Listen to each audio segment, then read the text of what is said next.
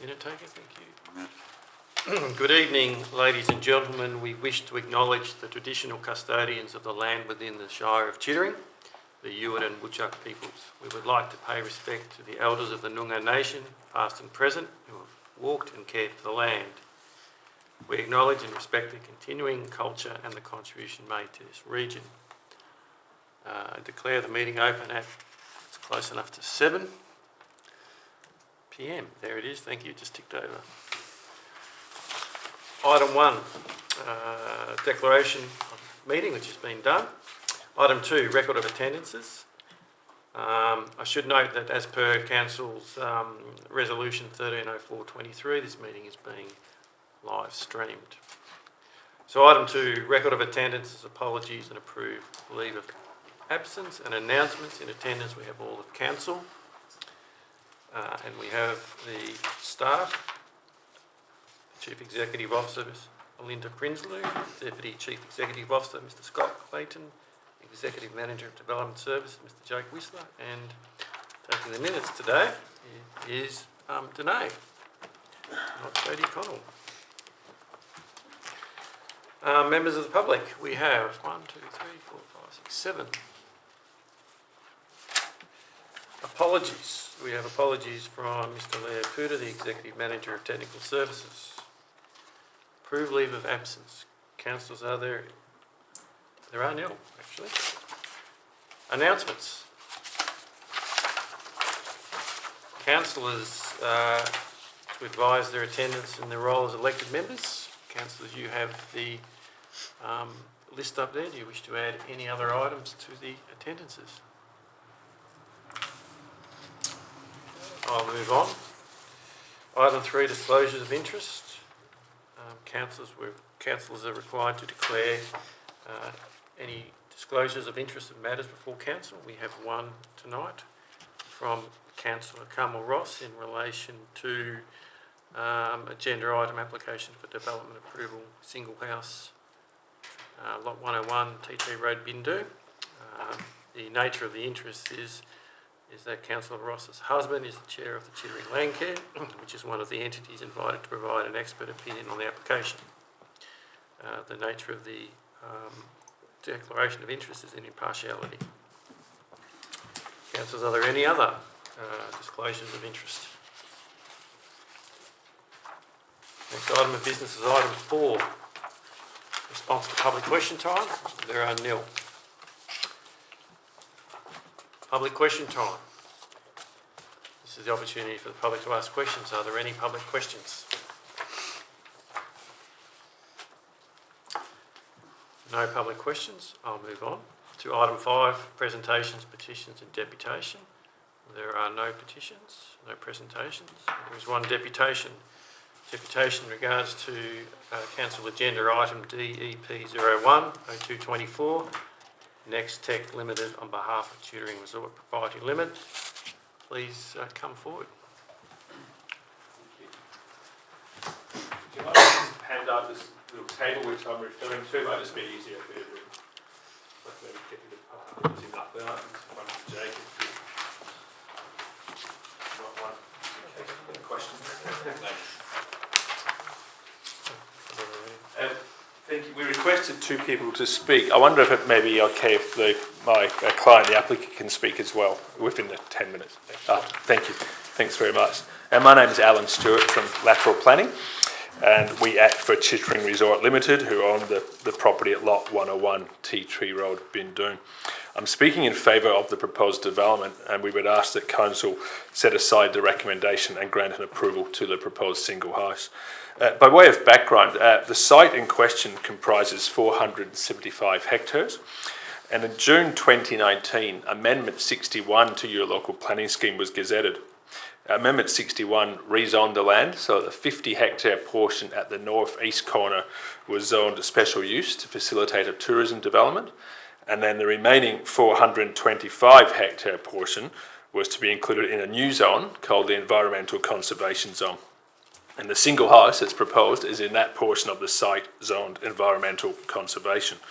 I think it's important to note that the land is not reserved for conservation purposes. It's actually zoned for environmental conservation. And it's an important distinction to make. If the intention was to prevent any development and to set the land aside purely for conservation purposes, the land would be reserved, and it may one day become part of the public property. By zoning the land, it remains in private ownership and it allows the owner to use the land for any of the purposes that are permitted under the local planning scheme. In this instance, as you probably know, and consistent with the intent of that environmental conservation zone, there's effectively only one land use that can be approved at the council's discretion on this property, that being a single house. Every other use is prohibited in the environmental conservation zone, apart from, I think, bed and breakfast and home business. So the application in front of you is for a single house, and we note the officers have received legal advice from McLeod's, which confirms that the proposal does indeed fall within the discretionary use and definition of a single house. So the sole issue to be considered here is whether the proposed single house is consistent with the intent of the environmental conservation zone. In our view, we believe the development does indeed fulfil that intent for two primary reasons. The vegetation required to be cleared to accommodate the single house and all its associated facilities is only about 4% of the site. And the development has been carefully positioned to avoid the best quality jarrah woodland on the site. And our environmental consultant will discuss that in further detail after me. So as a habitable building, the single house is required to be provided with fire breaks, access driveways, and a bushfire asset protection zone. So there's a certain amount of clearing that has to occur regardless of the footprint of the house itself. So I've just circulated to you a table that provides a breakdown of the clearing required by this development, just to give you an idea as to what we're looking at here. So I've shown this as a percentage of the portion of the site zoned environmental conservation. I've taken out that portion that's zoned special use, so I don't think that's really relevant. And obviously means the percentage is a little bit higher, but it's neither here nor there. So as you can see, the house itself, the shed, and the asset protection zone, together with the driveways and the what I've called the non-statutory component of the perimeter access track, involve clearing of 15.9 hectares, which is only 3.7% of this property. Once you add in the actual statutory 3 metre wide fire breaks, which can't be avoided, we have to have them, that will require the clearing of an additional 4.3 hectares, another 1% of the environmental conservation zone. So the total amount of clearing is approximately 20 hectares, and it's only 4.7% of the property. Or to put it in another way, over 95% of the vegetation on the property will remain as it is and be unaffected by this proposed development. Even if the footprint of the house was, say, halved, you would only be looking at another 0.5 percentage point at best in terms of vegetation. So in our view, there's no notable planning or environmental benefit to be gained by requiring the footprint to be reduced. There's nothing in Amendment 61 or the broader planning framework that limits the footprint of a single house to a precise area, and the Shire doesn't have any adopted local planning policies that deal with that. It's simply about whether the intent, or the extent of clearing, I should say, is consistent with the intent of the environmental conservation zone. And with 95% of that vegetation remaining intact, we say that we do meet the intent of that zone. That's all I was going to say. I was going to pass over now to Paul van der Mozel, who's our environmental consultant, to elaborate. Thank you.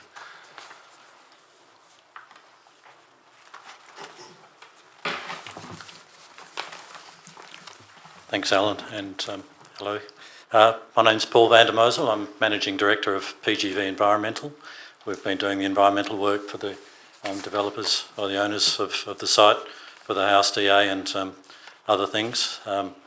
My day job, I'm a botanist, so I have spent the last few years, many days, if not weeks, walking up and down the whole of Lot 101, mapping the vegetation types, the vegetation condition, all the recording all the plants, looking for rare ones, priority species, and to date I think we've got over 250 different plant species.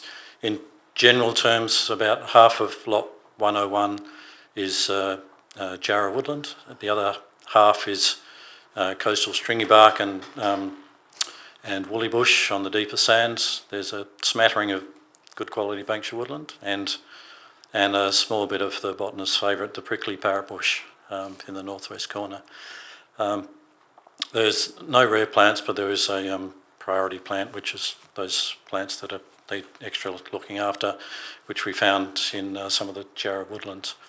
When we finished the first surveys, we reviewed the initial design for the house site, and we thought the footprint was over too much of the Jarrah, which we thought was a better quality than the stringy bark and woolly bush.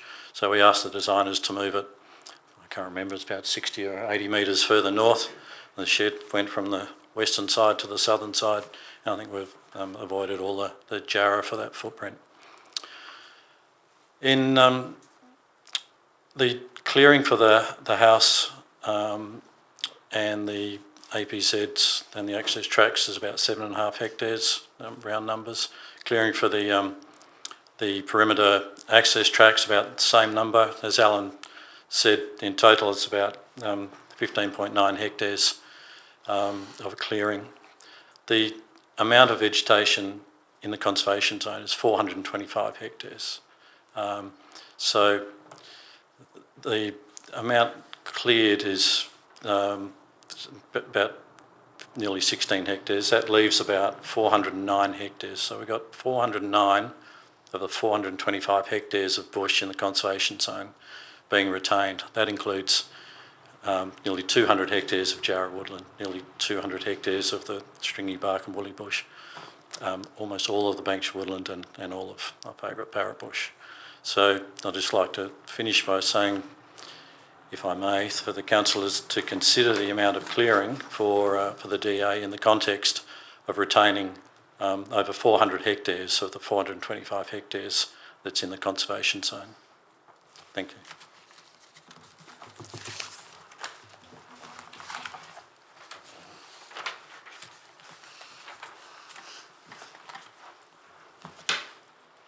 Hello. Good evening, councillors. My name's Natasha DiCiano. I'm the Chairman and Managing Director of Next Tech Limited. We are the applicant for the proposal. It's my pleasure to introduce you to this important and exciting development located at lot 101777 Tea Tree Road in Bindoon. It will be the home of my business partner, Mataki Lim, who's here this evening. It is not just about constructing a house. It's about weaving together a tapestry of innovation, sustainability and heartfelt dedication to community and family. Just want to explain a little bit about who he is, Mataki. Mataki is an architect. He's a visionary with over 3 decades of experience. He's also a founder of NXT. He has pioneered innovative building technologies, making quality housing more accessible and environmentally sustainable in Western Australia. His achievements have earned recognition from the federal government, an accelerating commercialisation grant as part of the Business Entrepreneurs Program, and at a state level we're appointed to the Department of Communities Prefabricated Residential Dwellings statewide panel to deliver social housing projects in Western Australia. Internationally, we've achieved an environmental product declaration for a sustainable hotel project, the first hotel in the world to be certified with an EPD. However, Mr. Lim's journey is deeply personal, rooted in the profound love for his late daughter, Madeline, whose memory inspires the philanthropic efforts of the Madeline Children's Foundation, an Australian not-for-profit and registered charity established in her honour for fundraising for life-saving medical treatment for children in necessitous circumstances in Australia. Mr. Lim's motivation for this housing development is multifaceted, stemming from a vision he shared with his mentor and previous co-owner of the site, Mr. Ben Diakunto, to create a tourism project and build a home for his family. It's also about honouring Madeline's memory by fulfilling a dream they once shared by designing their family home. The house serves as a testament to Mr. Lim's reverence for nature, reflected in the Tree for Life initiative, a Madeline Children's Foundation project which will invite community participation in planting 6,000 trees from a portfolio of native Chittering flora, with a plaque to honour and remember the life of their loved ones. Additionally, Mr. Lim's respect from nature comes through his connection with the land. And this is the reason why he has selected the property decades ago. This is also reflected through his spiritual and cultural beliefs, and arranged for the traditional landowners to perform ceremonies to bless the land. He's also an avid gardener and positive about maintaining good health. Beyond the personal significance to Mr. Lim, this home brings tangible benefits to the Chittering community. It creates employment opportunities with plans to accommodate staff members who will contribute to the upkeep of the property. The Tree for Life initiative fosters community engagement and offers a space for healing and remembrance. Additionally, the project aims to contribute to the cultural and economic landscape of Chittering, enriching the community for generations to come. Looking ahead, the development promises to be a landmark site, showcasing a beautiful home, locally built, using innovative building technologies and serving as a hub for cultural exchange. Madeline Children's Foundation will seek to host an annual 9-kilometre Walk for Life event where the community will come together and walk the Tree for Life path around the boundary of the property where the trees have been planted, and at the same time connect with the community who have also lost their loved ones. This public event will invite community participation, fostering a sense of connection and unity. Mr. Lim's generosity extends beyond his immediate circle as he envisions this property as a shared legacy for future generations to cherish and preserve. In conclusion, this home is about building a legacy of compassion, innovation, and community stewardship. Together, we will embark on this journey to create something truly extraordinary for Chittering and Bindoon. Thank you for your time and the opportunity to present this evening, and we look forward to a favourable decision. Thank you.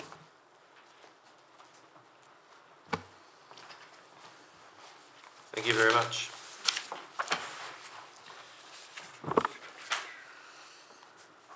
Okay, next item of business is item 6, applications for leave of absence.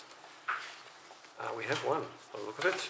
Councillor Campbell, from Wednesday the 28th February 2024 through to Thursday the 21st of March 2024, inclusive. Can I have Councillor Campbell move that motion? Thank you. Councillor Angus is seconded. Councillors, is there any debate? Can I just add something? My mother passed away last Thursday, so I've got to go back to South Africa. Just like to thank the councillors, the Shire staff, Melinda, just for the well wishes. So just appreciate that. Thank you. Condolences, Councillor Campbell. Thoughts are with you. Anyone speaking against the motion? If not, I'll declare carried without dissent. 7-0. Councillors, are there any other applications for leave of absence? Thank you. Item 7, confirmation of minutes of Ordinary Council meeting 13th December 2023.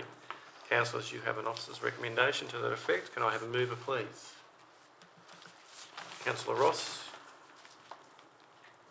Seconder. I'll second. Councillor Campbell.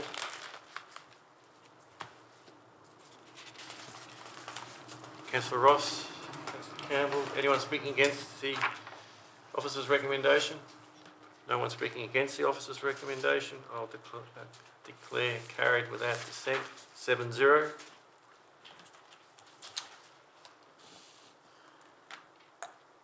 Next item is special.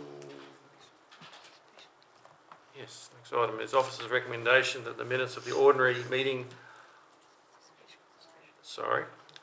special meeting of council that the special meeting, let me try that again, I'll try that a third time, that the minutes of the special meeting of council held on Tuesday the 30th of January 2024 as published be confirmed. Can I have a mover for that, please?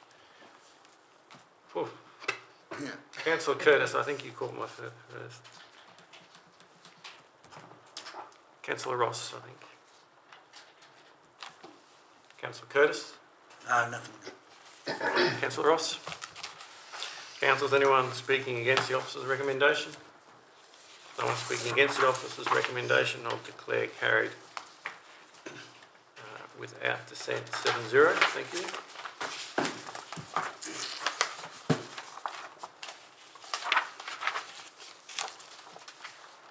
Okay, item 8, announcements from the presiding member. There are 3 announcements, and I'll just read these quickly. As this is the first official meeting of council for 2024, I'd like to take the opportunity to acknowledge the tremendous work of our bushfire brigades, the community, and the Shire staff for the recent fires and storms. It's not a good way to start the year, but it was a fantastic example of what being in a community represents, working together and helping each other. So thank you to everyone. The next item is we held the annual electors meeting in Bindoon on the 7th of February. Were an opportunity for community members, members of the public to interrogate the annual report and to engage with council on the implementation of our strategic objectives. It was disappointing to see that only 7 members of the public attended the meeting, although it was broadly advertised for quite some time. It would actually be great if more people could attend, take the time to attend and show interest in the annual report and the strategic direction of council, as it obviously impacts on the services that the community or that the Shire provide going forward. The last item is in an effort to have broader engagement with the community, council has implemented specific time slots to engage registered community groups within our Shire to share their role in the community and engage with council. Invitations will be sent out to groups in the coming weeks, and to date we've held 2. So that is our additional effort to try and get further community engagement into the strategic planning for the Shire. Item 9, reports. First item of business is Development Services, DS01. Application for development approval, single house lot 101 Chittering Road, Bindoon. Councillors, you have an officer's recommendation in front of you. Can I have a mover for the officer's recommendation? Councillor Hughes. Second, Councillor Ross. Councillor Hughes. I'm happy to move to support the officer's recommendation to refuse this development application on the planning grounds outlined in the associated agenda item. If we are to respect the advice of our planning experts and the sanctity of council decisions and existing planning approval conditions, we must give due consideration to the fact that Lot 101 already has received conditional approvals for this parcel of land. It was subject to scheme amendment number 61 to rezone the majority of the property to environmental conservation and to rezone a portion of the northeast of the lot to special use. This scheme amendment resulted in a 50 hectare portion of the northeastern area of the lot to be utilised for a form of tourist development, pending future planning approvals, and the remaining 425 hectares was to be rezoned to environmental conservation to protect the pristine vegetation on the remainder of the lot. Our local planning scheme places greater restrictions on development on environmental conservation zone land than in other zones to protect high conservation value vegetation. A full account of the existing approvals and the associated zoning permissibilities for both those portions is outlined in the information which was provided to us. The proposed multi-storey dwelling with its expansive dining, workshop and recreational areas has a substantially large footprint of 483 hectares, including the asset protection zone. However, the proposed 12-metre property perimeter fire breaks exceed the prescribed 3 metre width. Only 3 metres can be exempted. The remaining 9 metre width of the fire break has been included within the total amount of vegetation to be cleared, and is larger than the minimum 5 breaks required and is significant enough to be constituted as development. The proposal will therefore result in 15.9 hectares of bushland being cleared if the development is approved. An additional 4.3 hectares of clearing is required for the minimum 3 metre external fire breaks. Whilst the proposed development is consistent with the definition of a single house, Shire officers do not believe it fits within the scale of what is considered to be an acceptable amount of clearing within the environmental conservation zone, which is aimed at preserving as much vegetation as possible. I agree. Furthermore, I cannot see that this large amount of clearing can be substantially replaced or offset on this lot, especially given it's already reserved for this specific purpose under the existing approvals. As councillors, we're charged with best representing the people who live in this region both now and into the future, which is why we have the local planning scheme and strategy to guide us, which takes all relevant factors into consideration to plan for a sustainable and accountable future. To ignore the existing planning conditions that this portion of land is conserved as an offset, which is already stipulated, and approve this application to clear and build this development undermines the credibility of council, the Shire and the planning framework, which has determined that this development application should be refused. It would be incredibly irresponsible to set such a dangerous precedent, demonstrating that existing planning conditions do not need to be abided by and will not be enforced despite our own planning officer's recommendation to refuse this application. Thank you, Councillor Hughes. Councillor Ross. Thanks, Mr. President. I think, as Councillor Hughes has mentioned, the one and only factor that matters here is about the intent of the zoning of the land and whether what is proposed in this development aligns with that intent. One observation I would make is that in the previous rezoning on this block of the special area for tourism development, my assumption would be that it's not by accident that that's on the edge of the property, not in the middle of the property. And I think that's probably relevant in our appraisal of the location of the house, fairly much in the middle of the property. It does require too much clearing to retain the integrity of that zone, particularly being so much in the middle with the amount of fire break provision that needs to be made and the amount of clearing.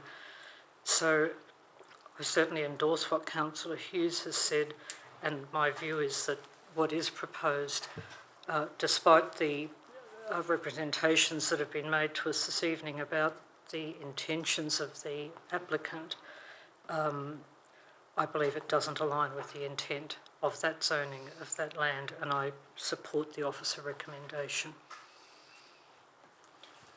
Thank you, Councillor Ross. Councillors. Councillor Curtis.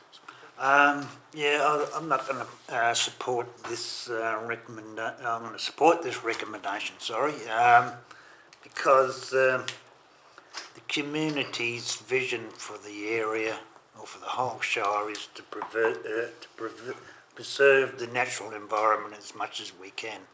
So, based on that, I'm not going to support. I'm going to support the officer's recommendation. Councillor Curtis, thank you. Councillor Angus. Thank you. I've been torn in two directions over this one. It seems that our main objection is to do with the clearing of the land, which is a big impact for our Shire. But the building of a house there is a discretionary item for us. It's certainly not an ex-use, so it is something we can consider.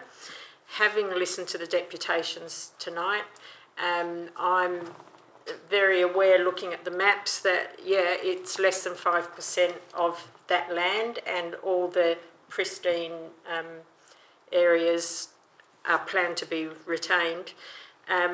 Looking at the plans of the house, certainly not a single dwelling I'd build. I'd love to be able to, though.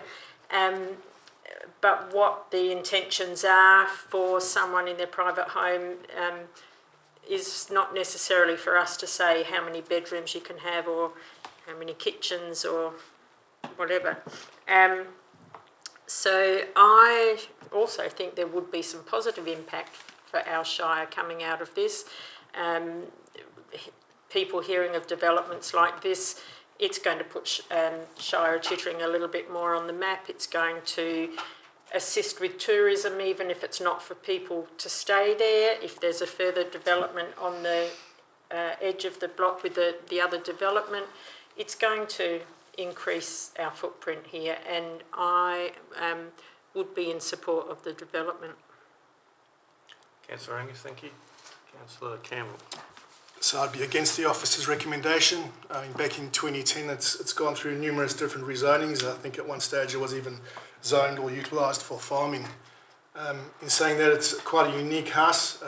As like Councillor Angus mentioned, it's going to put Chittering on the map. I think the house can coexist in the environment quite well.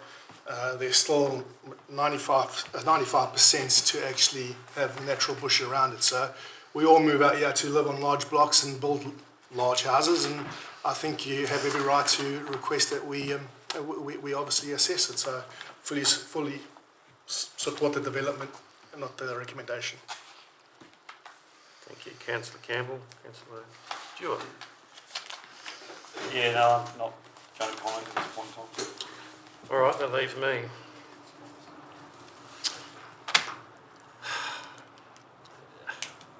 It's. I guess the argument here is whether the development intent fits within the conservation zoning. I mean, it's clear that the zoning allows for a discretional use of a single house, although, you know, stretch of the imagination, it's a very large single house. So it's within council's discretion to approve this, and I also don't think it's fair that one property owner should bear the responsibility of retaining all of the land for everyone and preserving that land. And I think people have a right to live on their land within the constraints of the planning framework. And it does only constitute a small percentage of clearing, which in reality, and the discussion around the width of the fire breaks, if you've got the space and can afford to put those extensive fire breaks, so then it's a smart thing to do. It's not a silly thing to do. It's what you do to protect your assets and you protect your property. So I'm not in support of the officer's recommendation. I believe the development fits within the intent of the conservation zone. And I will support the officer's recommendation. Councillor Dew, anything else? Sorry, I will not support the officer's recommendation, and I will foreshadow a motion. Can I bring up the foreshadowed motion, please? Do you have that one? We'll get it. Just 1 minute.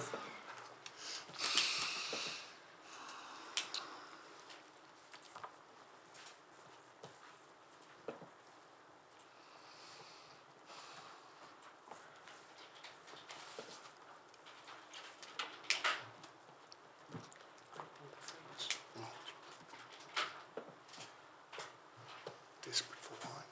No.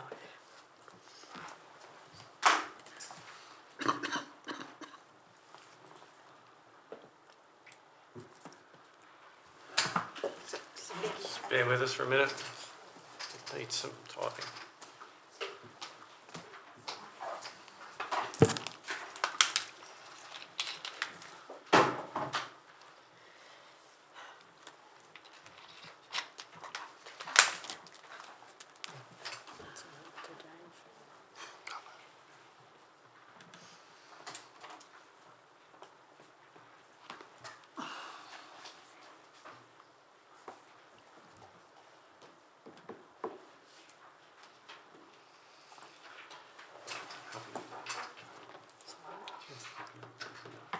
Melinda's, yeah.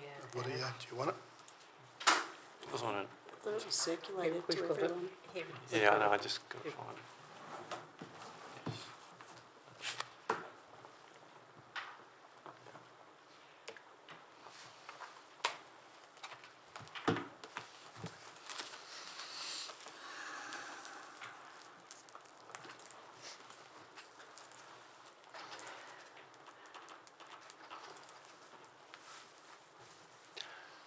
So whilst you're typing that out, perhaps I'll read it, should I? Well, I'll read the version I have. I'll read this out as you're typing. So just to put forward a foreshadowed motion, so for the benefit of the gallery, that if the substantive motion fails, then we fall to the foreshadowed motion. And the foreshadowed motion reads that Council approve the application for development approval for a single house on lot 101 Tea Tree Road, Chittering, subject to the following conditions. A, all development shall be in accordance with the approved plans. B, prior to the occupation of the approved dwelling, the environmental management plan reported dated 24/6/2022 shall be implemented to the satisfaction of the Shire and thereafter maintained for the life of the development. C, prior to the occupation of the approved dwelling, a vehicle crossover shall be constructed to the satisfaction and specification of the Shire.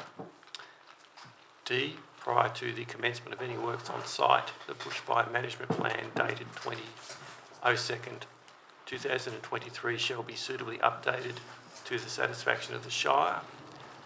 E, prior to the occupation of the approved dwelling, all management measures listed in section 6 of the updated bushfire management plan shall be implemented and the property thereafter maintained in accordance with this plan to the satisfaction of the Shire.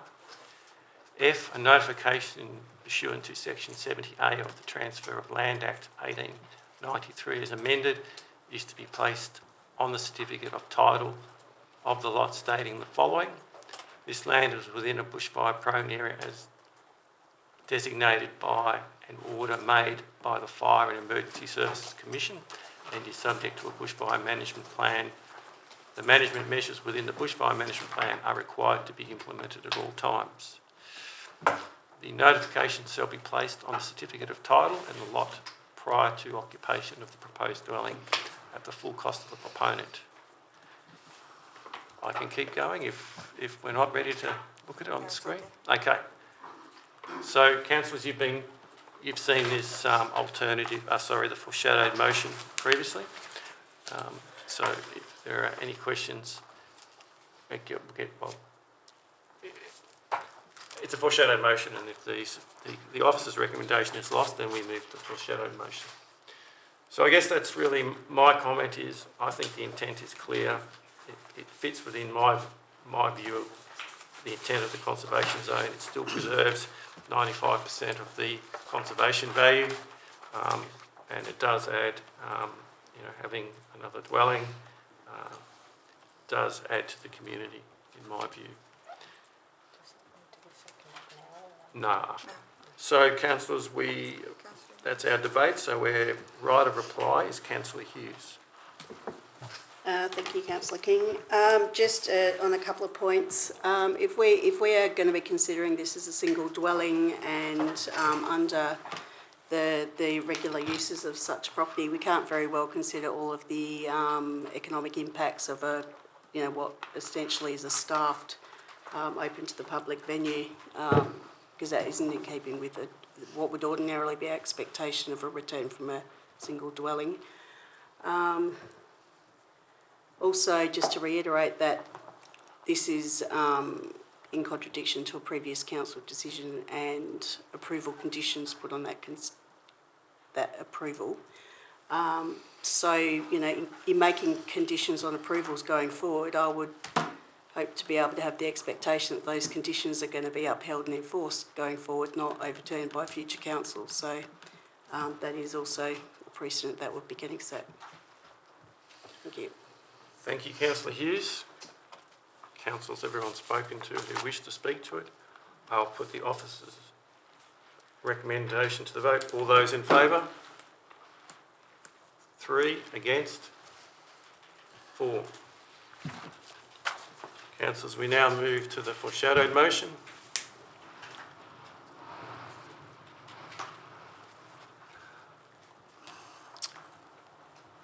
Okay, so I've moved the foreshadowed motion. Can I have a second? Councillor Angus is the second. 1 minute while I do my notes, otherwise I'll get lost. Councillor Angus. Okay, as the mover, I get to speak to it. So further to previous comments, my view is that the development is permissible under our zoning table. It's a discretional use. Council has discretion to approve the development, and it is, in my view, consistent with the conservation zone principles. It preserves 95% of the land, and it and I don't, as I said before, I don't think it's fair to try and encumber one person with the environmental conservation responsibilities of the whole community. Everyone does their bit fairly, and I think the retaining 95% of the area as conservation certainly meets that. As I said, I would put in 16-metre fly breaks if it were me as well. So, and I think that's a smart move in my view. Minimum is obviously 3 metres, but the wider the better. And yes, it will serve in the long term to help protect not only the asset but also the land, which is also the asset going forward. And we've seen that in recent fires where good fire breaks were in place, land was protected. So for these reasons, I support the foreshadowed motion. Councillor Angus. Thank you. Probably the only comment I could add to what I'd said before was perhaps in response to the comment about staffing and employment, etc. I'm sure anyone who had a house of that size would have staff to do cleaning and gardening because Mr. Lim won't be doing it all by himself. So yeah, I think it would also benefit the community in employment. Thank you. Thank you, Councillor Angus. Anyone speaking against? Councillor Hughes. If you do the numbers on the existing approvals, which was 50 hectares as a special use zone and then 425 protected, that's actually 10%, not only 5%, so it's only protecting 5 of that conservation zone, not the overall intent of that scheme amendment. So I propose an amendment to this motion to add a point after B to BB and then carry on. Sorry,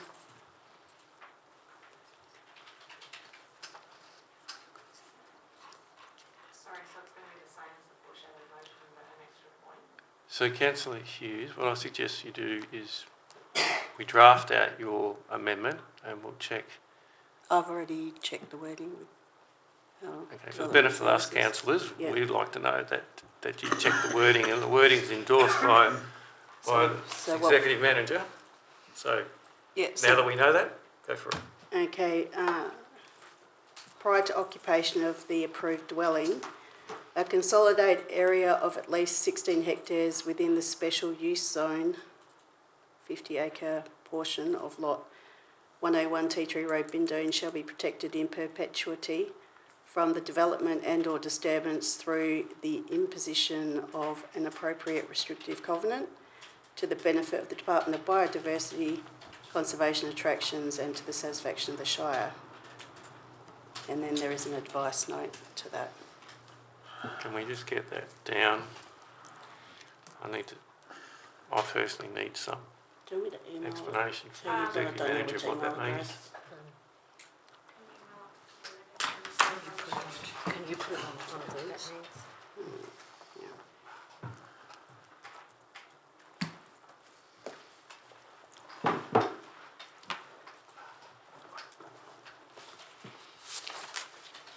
So, Councillor Hughes, I'll move to suspend standing orders so that we can get further, for the purpose of getting further information from the executive manager, because I didn't understand what you said, and I don't know what it means, so I need the executive manager to actually spell it out for me, because I haven't had time to consider the detail prior to your amendment. So I'll move we suspend standing orders.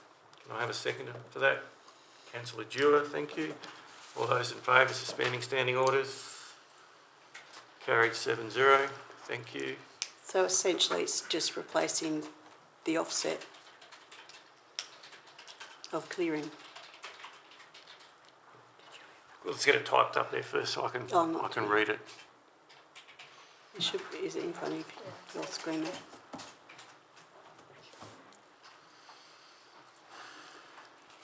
So essentially, the original scheme amendment protected 10% of that block for conservation zone. This restores that because the offset of the 15.7 acres, whatever it was, hectares, will now be over the special use area, so it can't be developed. It's offsetting it. So can I ask a question of the Executive Manager of Development Services? How can you do that? You already have a approved development of 50 hectares, and now you want to go and take, how much, 15 hectares? The exact amount of clearing. From that development. How do you do that? Because it's already it's already approved. It's, in my opinion, it may prove to be challenging to legally do that, to create an offset in a zone that is zoned for tourist and residential purposes, and also has an endorsed structure plan over the top of it as well. I understand the intent is to offset the 15.9 or the 16 hectares that's being used for the footprint of the house and the fire breaks, and offset that in that special use 5 zone. I understand what the amendment's trying to do. My question of you, is it legal? I can't say whether it's legal or not because I'm not a lawyer or a magistrate. If it's but not I would, legal, it's not. If it's not legal, it can't be amended as follows.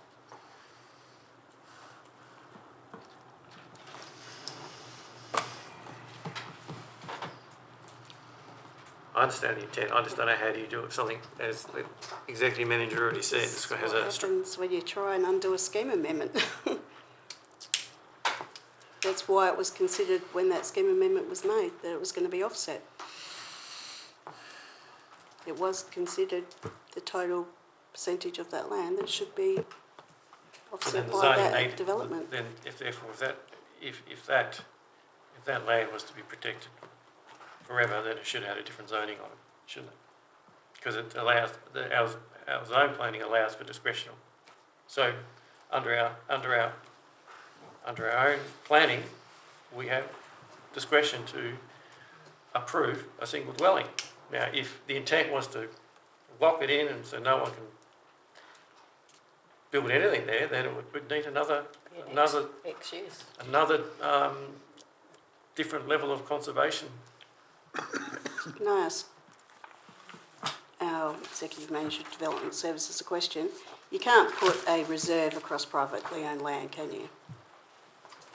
Like a conservation reserve. Like what is higher than its current zoning? well, to protect it, it would, as we heard in the deputation, was to actually allocate it as a reserve, and then potentially that means it gets vested to the Crown, so then it becomes public land. That's not the case. Environmental conservation is a zone which restricts what can be done and can't be done on that property. It's not a reserve. Oh, I didn't email it to you. I emailed it to Melinda, but I think it's on the screen now. Okay, well, I understand what you're trying to do. I just don't think it's enforceable, even though we can't get a legal opinion on it. That is the problem with undoing what's already been done. All right, councillors, do you have any other questions to ask of the Executive Manager or so forth? So I'll move then to resume standing orders. Second. Seconded Councillor Angus. Councillor Hughes, the amendment's with you at the moment, and we need a mover. You're the mover, and we moved it, have we? No, we haven't moved it, sorry. You've moved it, Councillor Hughes? We need a seconder. Councillor Ross is the seconder of the amendment. You haven't seconded it. Oh. No, I didn't. Oh, I didn't vote on it. Sorry. I forgot one little step. All those in favour of resuming standing orders? Sorry. 7-0. That's the one I missed. All right, now let me start that again. Councillor Hughes, you're the mover of your amendment. Councillor Ross, Maybe just have a minute to look at yes. before we start on the discussion. Thank you. Because there was the advice note, which I didn't actually read out. Councillor Hughes, if you want to elaborate on the advice note, feel free. The advice note condition,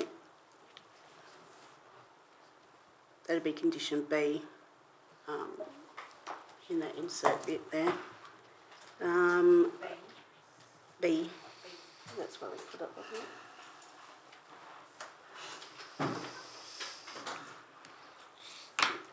I think it was after B. No, but it says there that insert condition reference. Yeah, so that's what that is. The Shire-only sports development on lot 101 that does not exceed a total footprint of 50 hectares, and as such, reconsideration and adjustments to the special use zone 5 footprint should be commenced to reflect the requirement of this condition. Thank you, Councillor Hughes. Councillor Ross, do you wish to be the seconder? Yes, I think so. Okay, so the mover is Councillor Hughes. The seconder on the amendment is Councillor Ross. 1 minute. Councillor Hughes. Councillor Ross is the seconder. Okay, Councillor Hughes, you may talk to the amendment. I just, there wasn't anything in those conditions that we already had there to offset that clearing, so I thought it was important that that still be included, as it was the intention of the original scheme amendment approval for this block, and I feel it's important to continue to keep what was essentially trying to be achieved in that approval carried forward. Councillor Hughes, Councillor Ross. Thank you. Not a great deal to add. Bearing in mind the input that we received from the applicants earlier this evening about their deep commitment to the conservation of that entire property, it may well be something that the applicant would consider anyway, even if this is an unsuccessful amendment this evening, that there is an offset, even if it turns out to be a voluntary offset. So can I just, before we go any further, can I just read the advice from the Executive Manager? This is what was being written and provided to Council. The special use 5 hectare area has an endorsed, use 5 area has an endorsed structure plan over it and is appropriately zoned for development to occur. The drafted condition that was described may not be enforceable if this condition was challenged at SAT. So that's the view of the Executive Manager, that it's unlikely to be enforceable. So I'm just going to have to rule based on that information that that's not a lawful amendment. I have to go on what's written here. So we need to withdraw your amendment B. Well, You can put an advice note down if you wanted.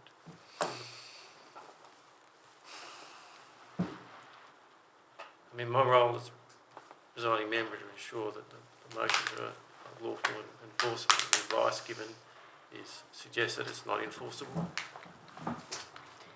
and therefore it's not lawful. given that, can I consider a rewording of the advice note? You may. Can we move With with the suspend permission. standing orders? Sure. I'll move to suspend standing orders. Can I have a seconder, please? Councillor Campbell, all those in favour to suspend standing orders? Carried 7-0. Thank you. Councillor Ross. Just if it became an advice note because of the view we've been given that it wouldn't be enforceable, then I suggest an advice note to the effect of what I suggested earlier, that the proponent be invited to consider setting aside 16 hectares within the special zone 5, special use zone 5, to remain vegetated land and not used for development.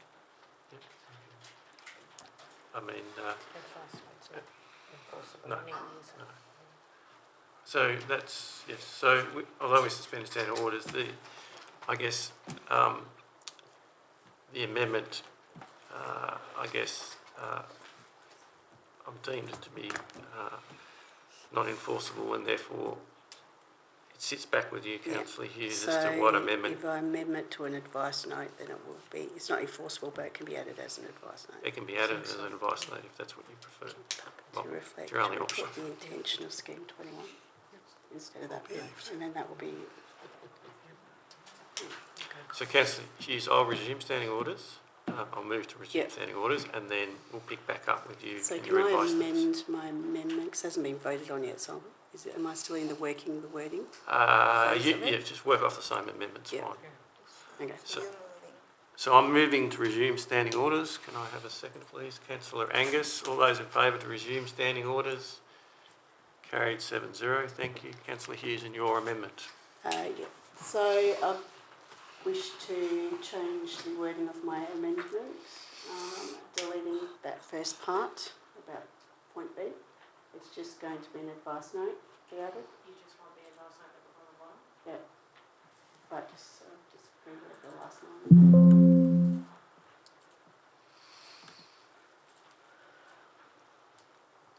So I suppose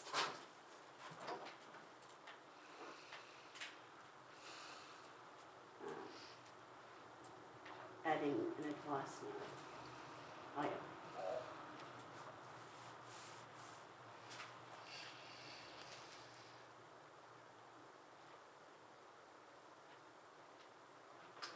Instead of that condition XX bit, should it just be the substantial clearing or something like that?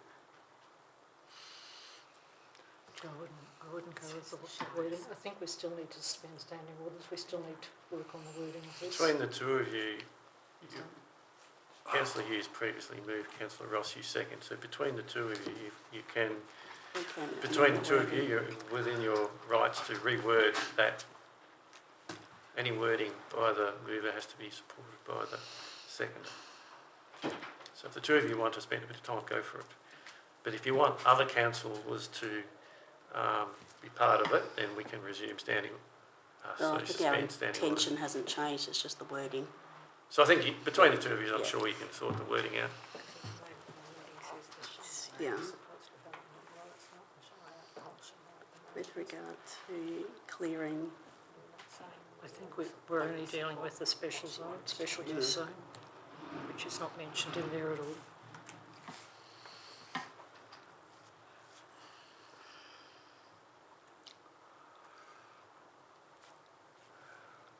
We haven't got your wording up there yet. I think it is. Well, it's right, it's here.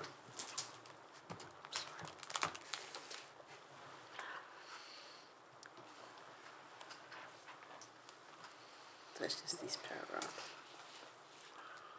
I suppose my thinking is, and what I'd suggest for the wording, if we're not able to impose the notion of rezoning the special use zone, that my wording would be that the proponent is invited to consider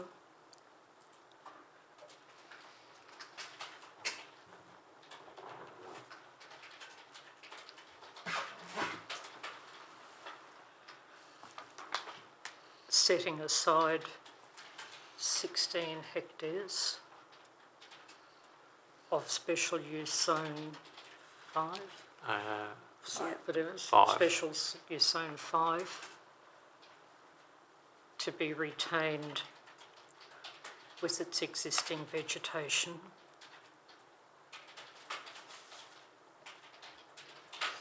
And no development taking place on that parcel of land. No development taking place on that parcel of land.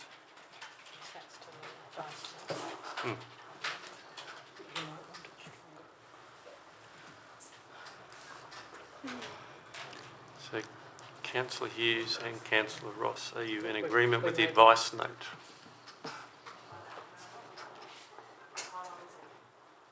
Oh, okay, sorry.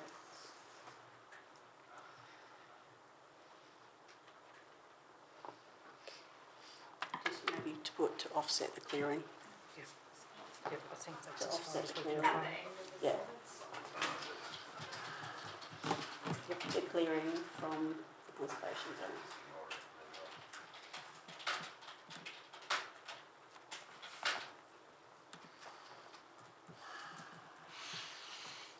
Okay, Councillor Ross, you have agreement with the wording? Thank you. If I could take a look that way. Okay, Councillor Hughes. You can speak to the...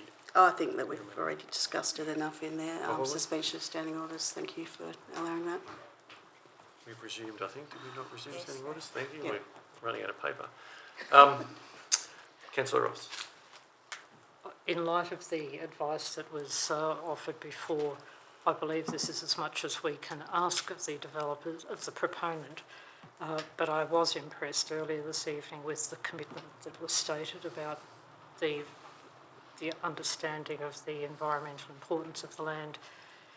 This is a way of proving that commitment by offsetting what needs to be cleared for this house to be placed on the site, and therefore improves the integrity of the impact, of lessening the impact of the development. And of course it's optional. Thank you, Councillor Ross. Councillors, Councillor Angus. Can I just ask, does that need to state in the amendment that it is an advice note? It says does. include the following yes. advice note to the end of the first Oh, sentence. thank you. Thank you. That's Anything all. else, Councillor No, Angus? thank you. Councillors, anyone else? Councillor Hughes, you have right of reply on your amendment. No, I just concur with Councillor Ross's comments.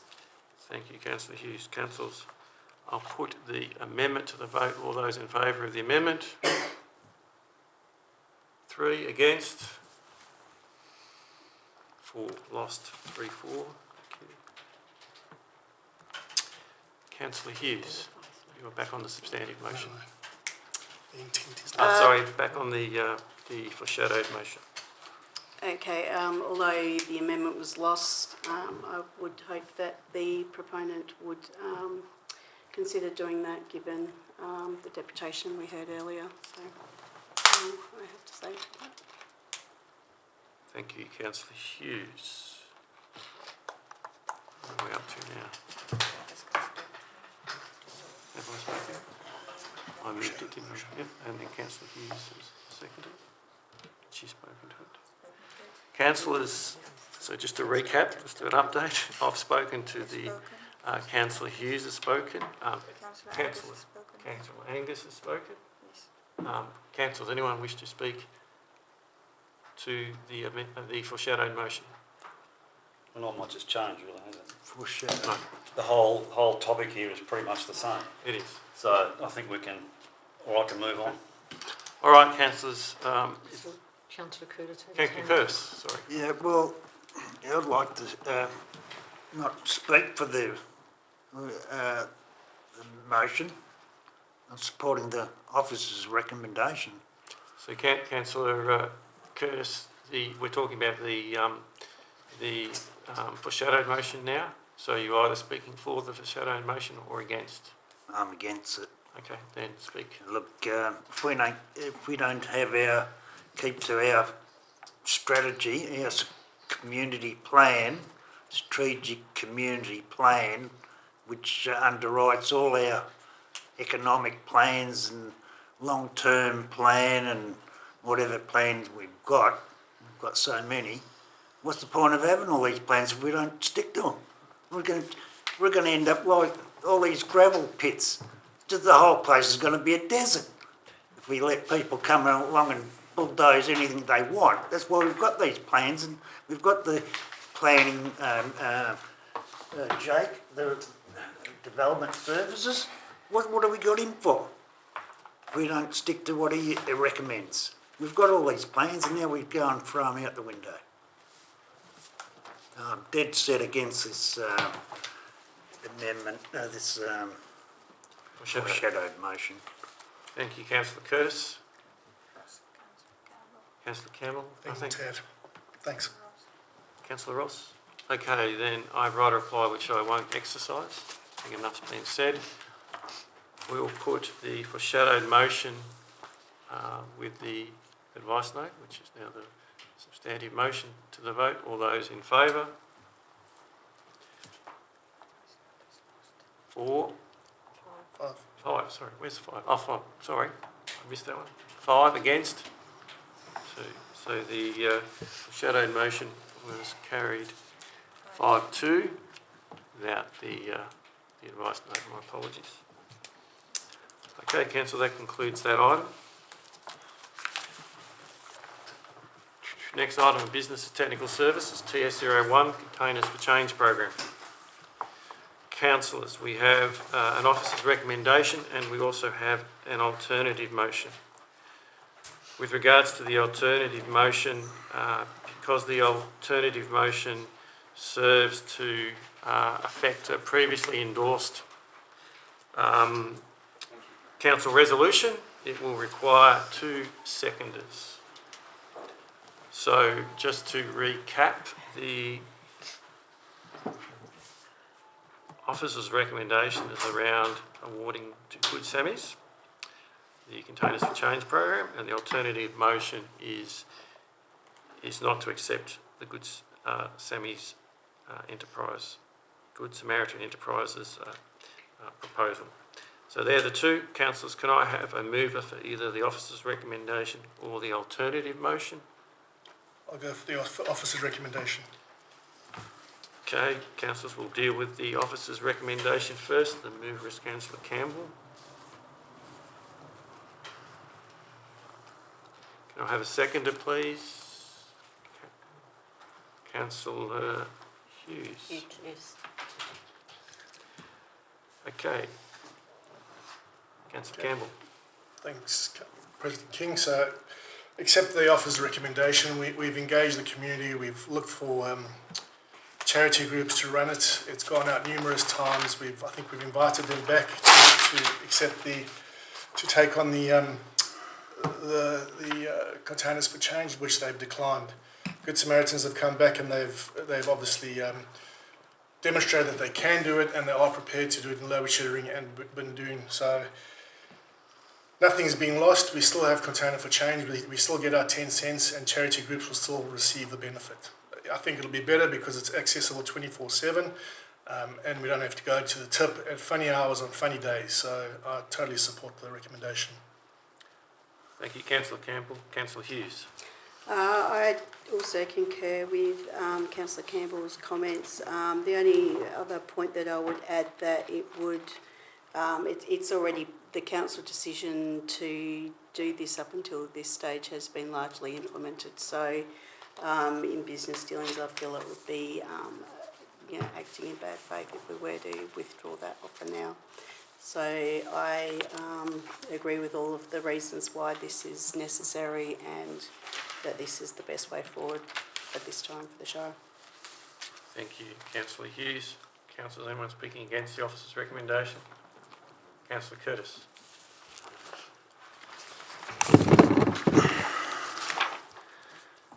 We haven't voted on anything. We voted for the expression of interest. We got 3 replies, and unfortunately the community groups couldn't do it for whatever reason. And then Good Sammies, they put in expression of interest, and they knew the minimum requirements was a shed, toilets, parking area. Everyone knew the requirements. They did, and so they should be thrown out. If they don't want to do what we voted for, why'd we vote for that? That's all I've got to say about that one. And also in that expression of interest, they knew everything like this. Part of the expression of just this document here, I read it, as part of this expression of interest, the following options available to council, which would also ensure profits generated are retained locally and provide an additional business and employment opportunity. That's all gone out the window now because Good Sammies aren't going to employ anyone. They're going to pick up the containers and take them back to Wanneroo. We're not going to get anything out of this. Whereas at the moment, we employ 2 guys down there. We've got the income, local economy gets that money, whereas Good Sammy's going to get the money. It's not going to come in the local economy. We're all that's the expression of interest. Then we go on to the resolution. We didn't vote for the Good Sammy's for that resolution.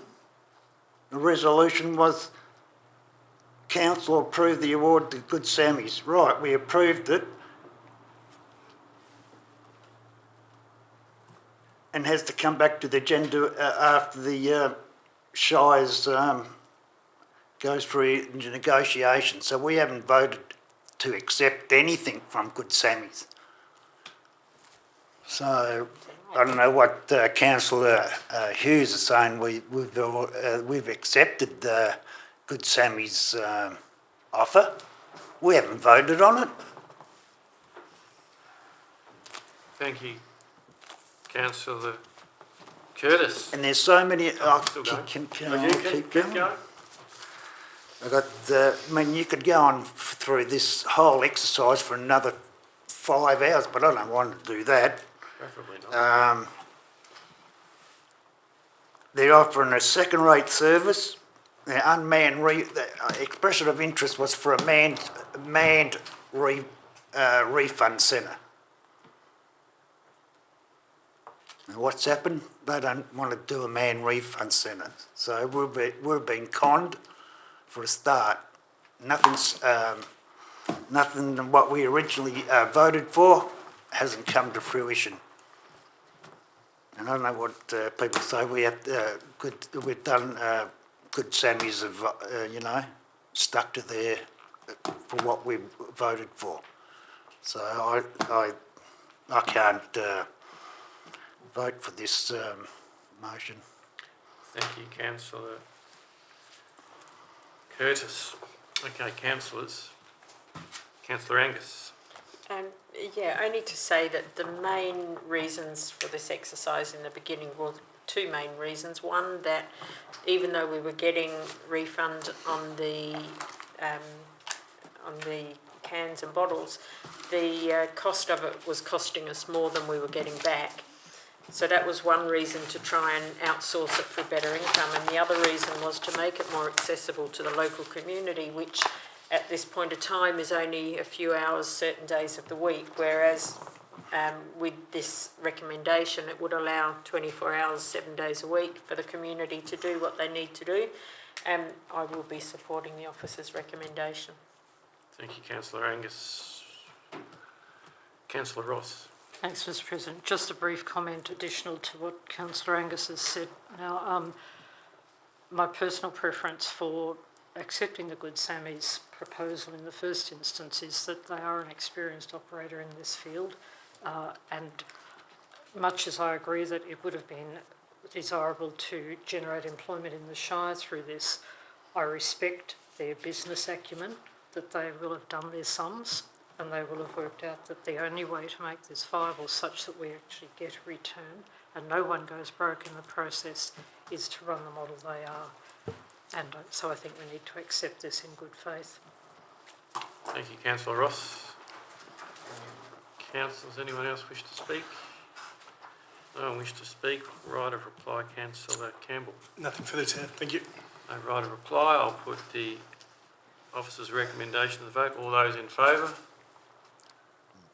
Carried 6-0. Sorry, 6-1. I can't count. Thank you, Councillor Angus. All right. Next item of business is corporate services. CS01, list of accounts paid for the period ending 31st of December 2023. Councillors, can I have a mover for the officer's recommendation? Councillor Campbell, thank you. Seconder, please. Councillor Angus. Councillor Campbell. Only all looks in order, so nothing untoward, so support the officer's recommendation. Councillor Angus. Nothing, thank you. Council, is anyone speaking against the officer's recommendation? I'm not speaking against it, Mr. President, but can I ask a question on Yes. one of those items on the account? Absolutely, yes. Go, Councillor Curtis. The $8,000 for the lawyers for the interpretation of the Chinkaby, what, you know, $8,000, what do we get for that? So I'll ask the Chief Executive Officer to respond to that. Yes, unfortunately, lawyers do cost a pretty penny, and for them to go through the lease to determine which is the responsibility of the user group and which is the Shire's responsibility, for us to have a legal grounds for us to get back to the community group on their challenge of the lease, we needed to get legal opinion on that. Couldn't we do it ourselves? It was challenged, so we're not lawyers, unfortunately. Thank you. Councillor Curtis, any other items you wish to bring up? No. Okay, councillors, anyone else wish to speak to the officer's recommendation? Councillor Campbell, you have a right of reply. All good. No Thank you. right of reply. Councillors, I'll put the officer's recommendation to the vote. All those in favour? Carried 7-0. That adds up. Next item of business is CS02, monthly financial report for the period ending 31st of December 2023. Can I have a mover for the officer's recommendation to receive the monthly financial report? Councillor Ross, thank you. Seconder, please. Councillor Campbell. Councillor Ross. Thanks, Mr. President. It's all in order. Having these documents on the agenda gives us the chance to make it clear that we review this information and to make it as a transparency, accountability measure to the community. All in order.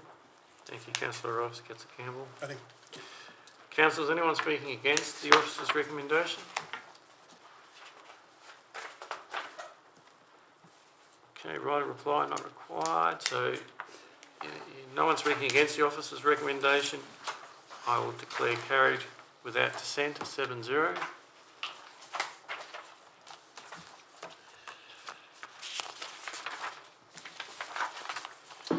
Next item of business is CS03, list of accounts paid for the period ending 31st of January 2024. Councillors, can I have a mover for the officer's recommendation to endorse the list of accounts? Councillor Campbell again.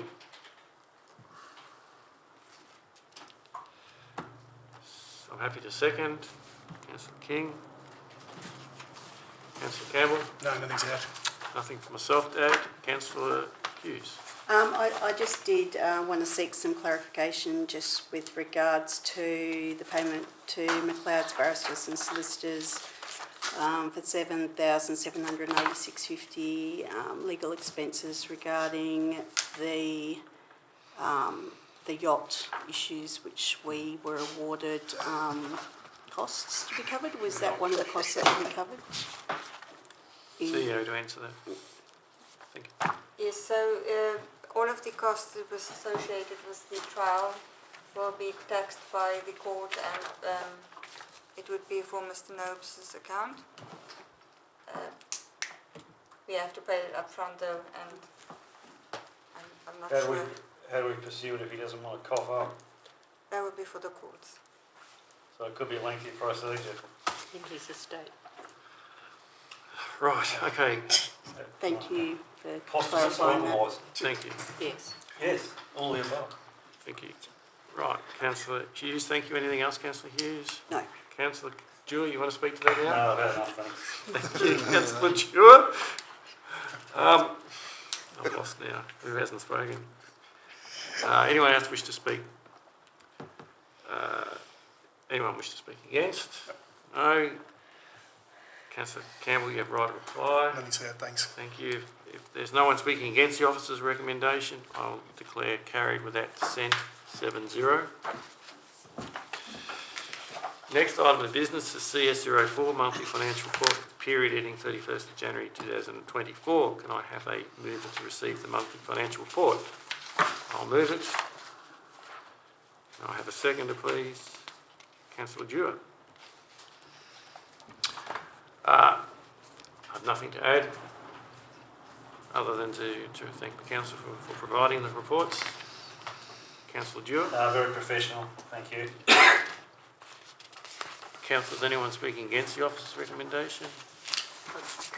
Thank you. Right of reply is not required. I'll declare carried without dissent 7-0.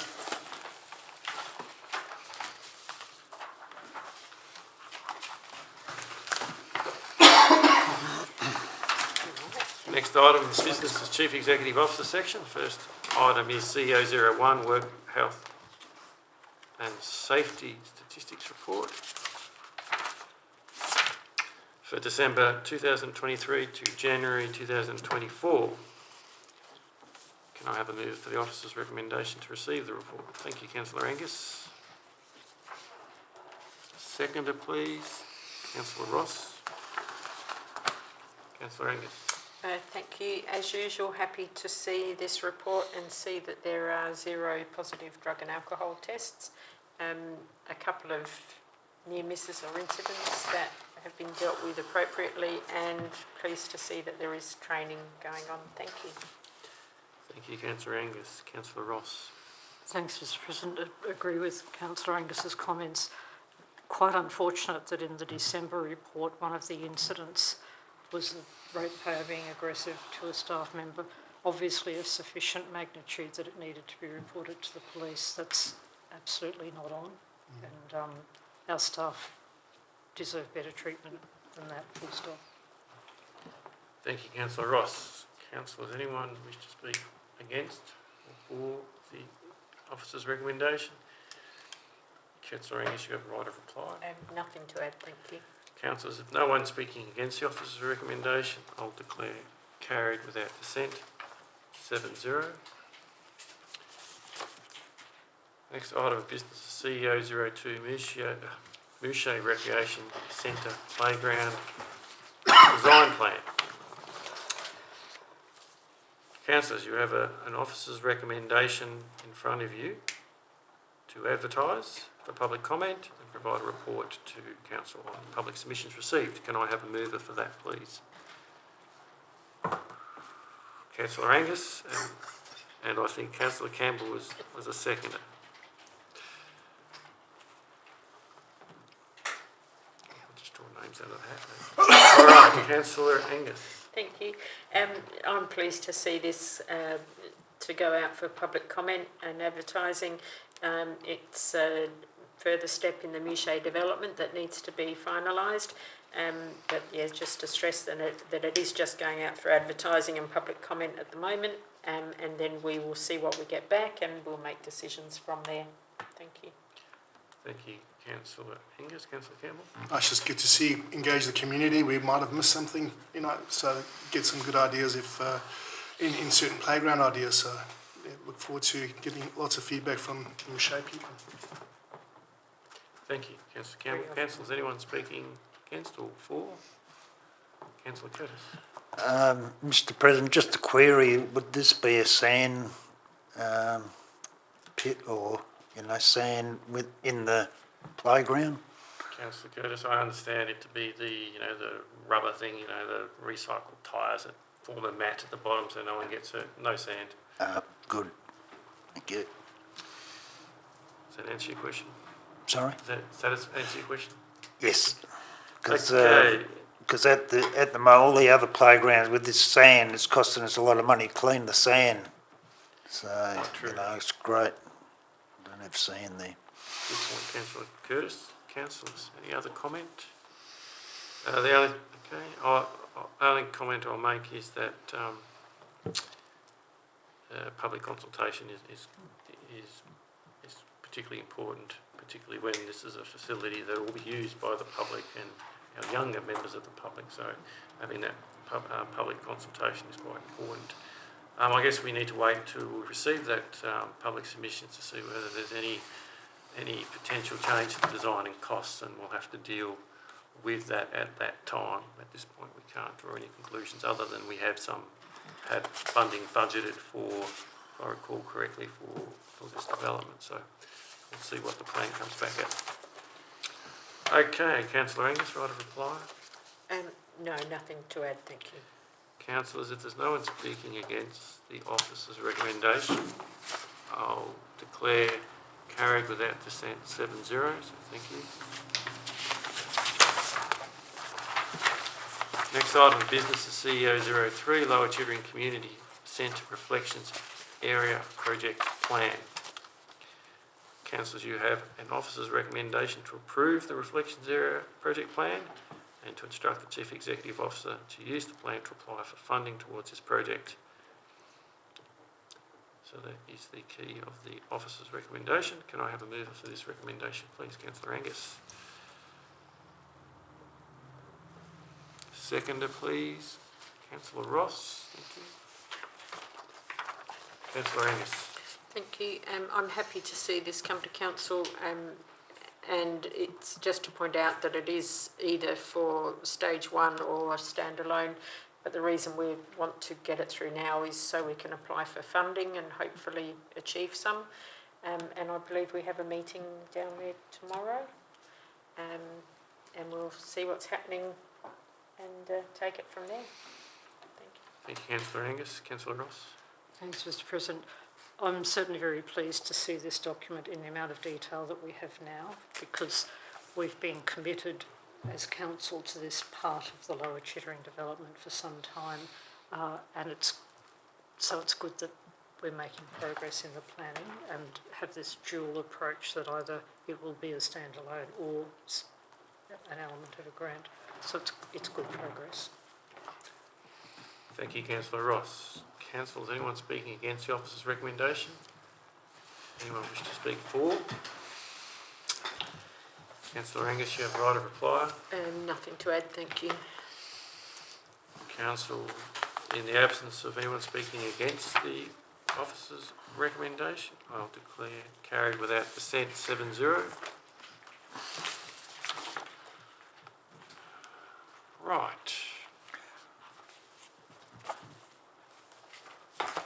Next item of business is Avon and Central Coast, CEO 04, Avon and Central Coast 2050 cycling strategy. Councillors, you have an officer's recommendation to endorse the principles and receive the proposed action plan. Councillors, can I have a mover for the officer's recommendation? Councillor Campbell.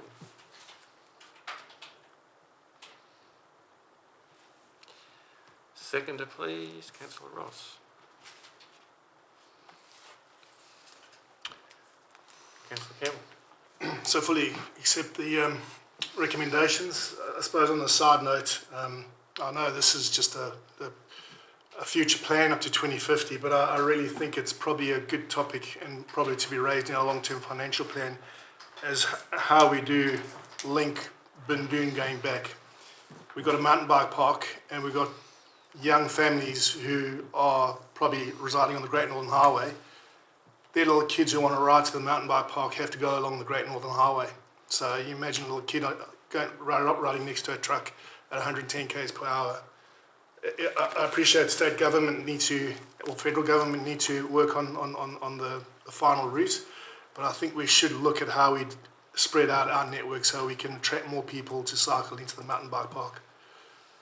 And there are obviously health benefits, tourism benefits. There's just so much more to it. So I'll leave it for another time, but just more my comments around the strategy.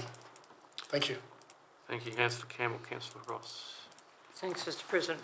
I'm in support of this, and I guess for the benefit of our community, just to really to stress that the wording is very cautious, that we are endorsing the principles and we are receiving the action plan.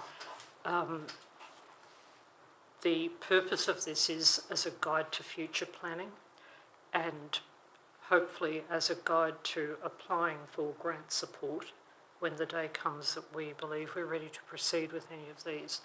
So it's important for the community to understand that we're not committing money now, and we haven't.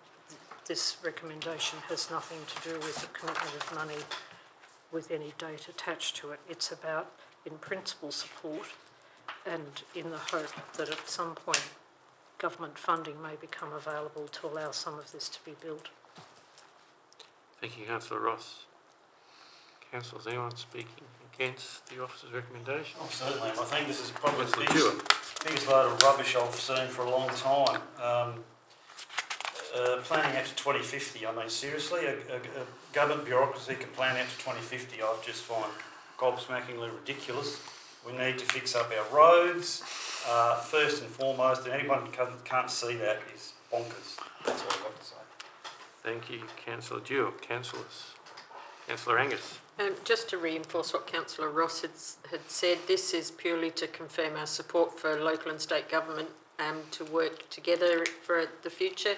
Certainly doesn't commit us to any funding, and any planning for the future I don't think can go astray. It may not end up as everyone expects, but we need to plan ahead. Thank you, Councillor Angus. Who hasn't spoken? Councillor Curtis. I support it. Yeah, definitely. Okay, that leaves me. Look, I support the principles of the Avalon Coast and Central Coast cycling strategy. Where I'm in two minds is the proposed action plan that says for future planning purposes. That's where I have a problem with that point 2. The reason I have the problem with the point 2 is because the action plan doesn't deal with areas of responsibility. So Main Roads is responsible for Great Northern Highways. They'll be responsible for the bypass. In my view, if there's planning to be done to provide connectivity between the Tompkin, it's got to be planned through Main Roads state government. It's not our responsibility. We can't plan. It's not within our authority. So my concern with having a proposed action plan for future planning, it's a little premature in my view, and so that's where I find the sticking point. I'm happy with the principles, but I think there will need to be an action plan, but I don't think it's this action plan, because this action plan is already out of date effectively, because the area of responsibility largely in the principles is around state government responsibility to plan, and it doesn't adequately, that plan doesn't deal with that in my view. So I'll propose an amendment.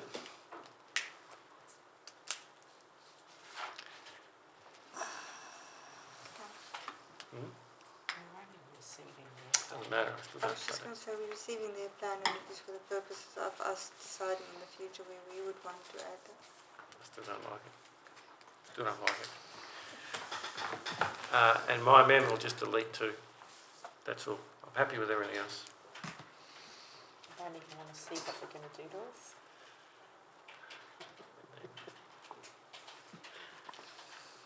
Okay, so I'm the mover of the amendment.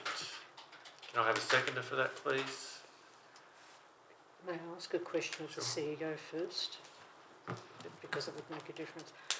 Do you believe that removing that second element would have any impact on grant applications by way of our apparent commitment or lack of it? Having been recently in a court, I can only answer that, or I can just say that. So the whole purpose of the item was for council to receive or to see or to note their plan, and for us to consider that in our future plans, so that if we were planning on building one of those trails, so that we can consider that it's already in one of their plans, and they haven't allocated responsibilities because we're nowhere near it. It's just a network that they are letting us know is there. So if we remove the fact that we receive the plan, or their proposed action plan, it means that we're basically saying council has not seen it. We're endorsing principles without receiving a plan. So I don't know if perhaps the wording would be that we note the plan and not. Okay, I'm happy to edit that to note the proposed action plan and just edit, instead of delete point 2. Don't have an amendment at all.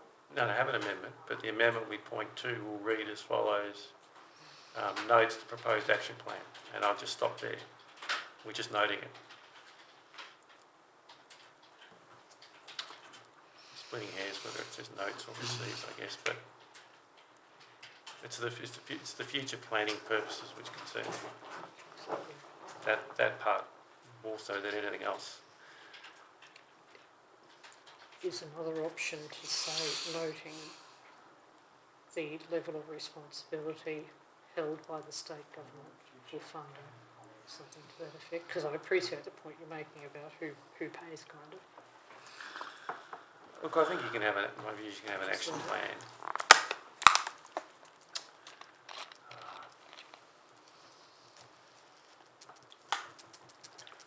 It's not going to serve any purpose. I'm going to withdraw my amendment, to be honest. I'll just withdraw my amendment. It doesn't serve any purpose at the end of the day. I think, okay, I was being too pedantic with words, I think. All right, I'm still remain sceptical on point 2 for the reasons I mentioned, but I do endorse the principles of the cycling strategy. All right, that will be the last one speaking to it, and Councillor Campbell has right of reply. All good. Okay, councillors, we'll put this one to the vote. All those in favour? Against? Carried 6-1.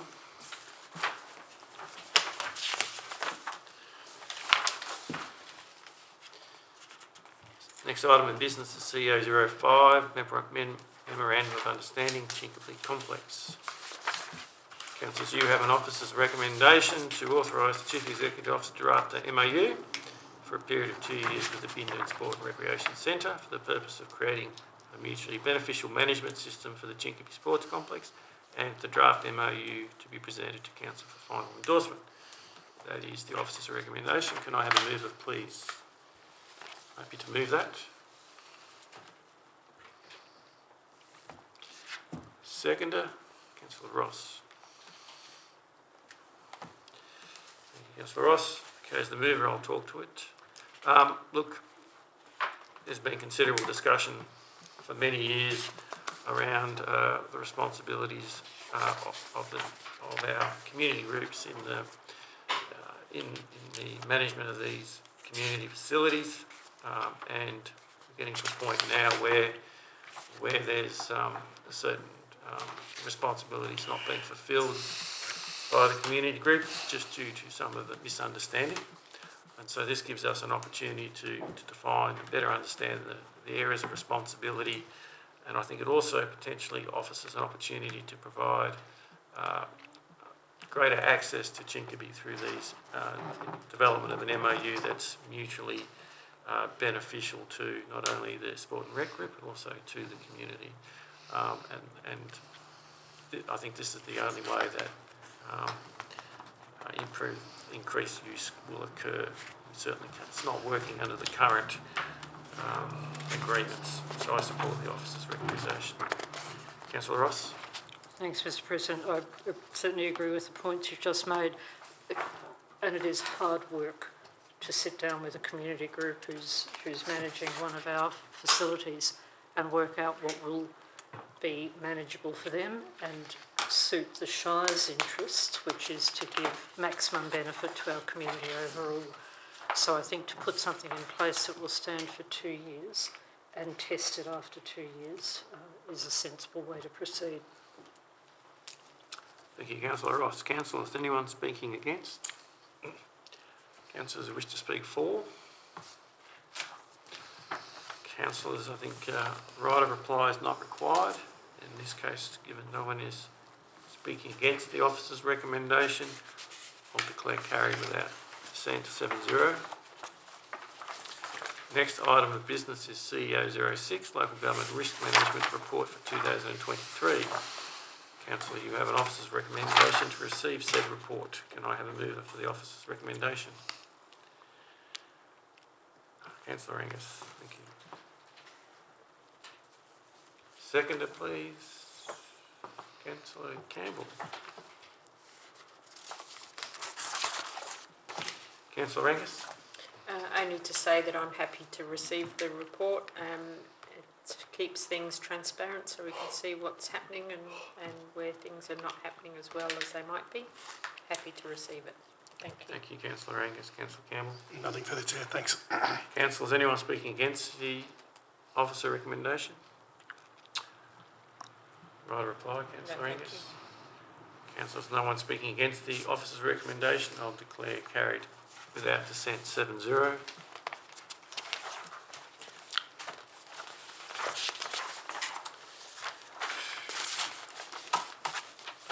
Next item, business CO07, mid-year corporate performance report 2023-2024. Councillors, you have an officer's recommendation to receive the mid-year corporate report and the detailed operational performance. Can I have an officer's recommendation, please? Can I have a mover for the officer's recommendation, please? Councillor Ross, I'm sure that was your hand. Councillor Dewar, do you want to second that? Hold on, yep, That's, I'm still here. thanks. Give him the plate. Great. We'll now move and second by delegation. All right. Thank you, Councillor Ross. Thank you, Mr. President. I'm still here too.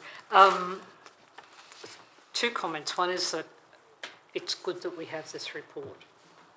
That in itself is worthwhile to have because it gives us a kind of summary overview of how things are going against our plans for the Shire. And the second, and of course therefore community accountability as well because this is a published document.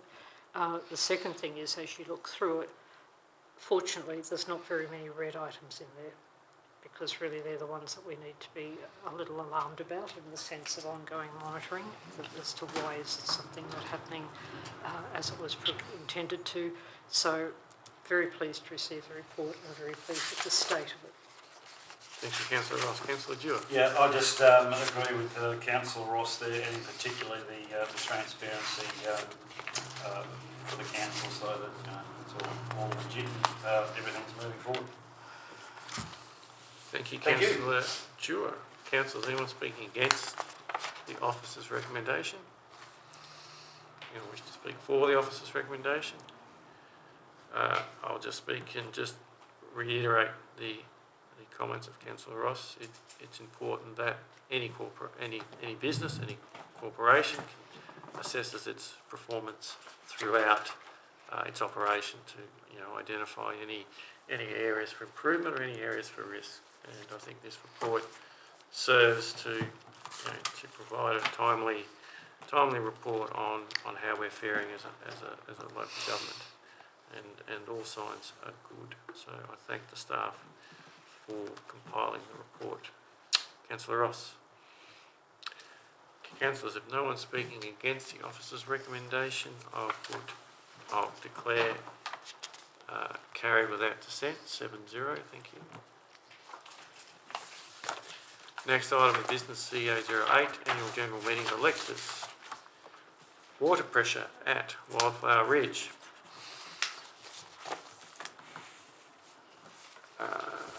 Okay, so councillors, we have an officer's recommendation, and that council notes the decision of the electors of the annual general meeting held 7th of February, passed by all 7 electors. Instruct the Chief Executive to write to the Economic Regulation Authority, I believe, to bring communities concerned to, we actually might make an edit before we move this. We might delete point 2 and make point 3 be point 2. It's just a duplication, that one. So we just, in your officer's recommendation, we've just deleted point 2 and the new point 2 becomes instruct the Chief Executive Officer to write to the Economic Regulation Authority and local political representatives to bring the community's concern to their attention. So there's 2 items. So councillors, can I have a... Why have we, sorry, can we leave it as it is? No, Why the not, why second... not to Michelle Water? Yes. So we do not have a direct relationship with Misha Water. The community is already engaging with them. For us to put pressure on Misha Water to deliver this service adequately, we would write to the Economic Regulation Authority and to political parties on behalf of those same residents. We've already received correspondence from Misha Water responding to residents' complaints about the water. For us to add more than the residents are already adding to them is not going to make a difference. We would need to write to a higher authority. My preference is we keep Michelle Water in there. They should be made aware. Okay, well let's put that back in, and then we'll deal with that as an amendment if necessary. Okay, so the officer's recommendation is those 3 parts. As stated, can I have a mover for the officer's recommendation? Councillor Hughes, thank you. You were going for ladies first. Sorry, I was looking that way. That's all. Councillor Campbell, you second. Councillor Hughes. Thank you, Councillor King. Although this was brought up at the annual general meeting, a few days before that, this was brought up at a community meeting, which I attended, as did Councillor Campbell, and there was between 30 and 40 people there. So the 2 that came to the annual electors meeting were probably, representing a larger group of residents, and they did have a lot of similarities of their issues that they're experiencing down there. So I do believe that it's certainly warranted that we do take it to those higher authorities who are, the approvers of these licences and their performance reviews and those sort of things, because they do need to go and check that everything is being done correctly in there. Thank you, Councillor Hughes. Councillor Campbell. I suppose I'll speak around point 2. The letter that was sent to us was a copy. What was it? Just a copy that they sent to the residents. I think we should leave it in there. Although water reticulation is not our responsibility, we have duty of care. We are putting more people in there. We've reduced the lot sizes, so from 5,000 to 2,000. There's just a whole bunch of range of issues that Michelle Water need to address. And I think they need to understand that our residents deserve a certain quality of water. And yes, it might be within the AS standards, but to have toiletry, sanitary ware that's stained brown, even if you go to the BP Michelle, the toilets are brown, the basins are brown, and that's people's houses that have that. Michelle Water need to understand that we are serious about it. And by not addressing them and going to the higher authority, maybe it does. Maybe it might be a better option. But I think Michelle Water need to understand that there is a problem. And yeah, it's the quality of the water, but there's ways of treating it, and probably be more investment on the water treatment plant. Not our responsibility, but they need to be made aware. So yeah, fully endorse it as it is. Thank you, Councillor Campbell. Anyone speaking against the officer's recommendation? Councillor Curtis. I'll speak for it. Okay, speak. Yeah, well, this is what you get when you get private enterprise selling water to the public. Simple as that. It's government's responsibility, no one else's. They're the one who authorised it. Thank you. Councillor Curtis. Councillors. I think just a correction, Mr. President. In point 1, should that be annual electors meeting? Yes.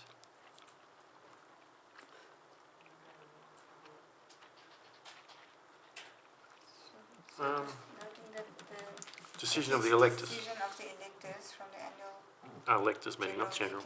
Isn't it called the annual electors Yeah, meeting? I think it's not general, is it? It's electors. So just the Annual electors word meeting. general needs to be replaced with electors, I think. That's the correct phrase for the meeting? Annual electors meeting. No, annual electors meeting. That's okay. Thank you. Well, it's just an edit, that's fine. All right. I have an amendment. I'll speak to the item. My amendment is to delete point 2, and I'll talk to that in a minute. Just a why.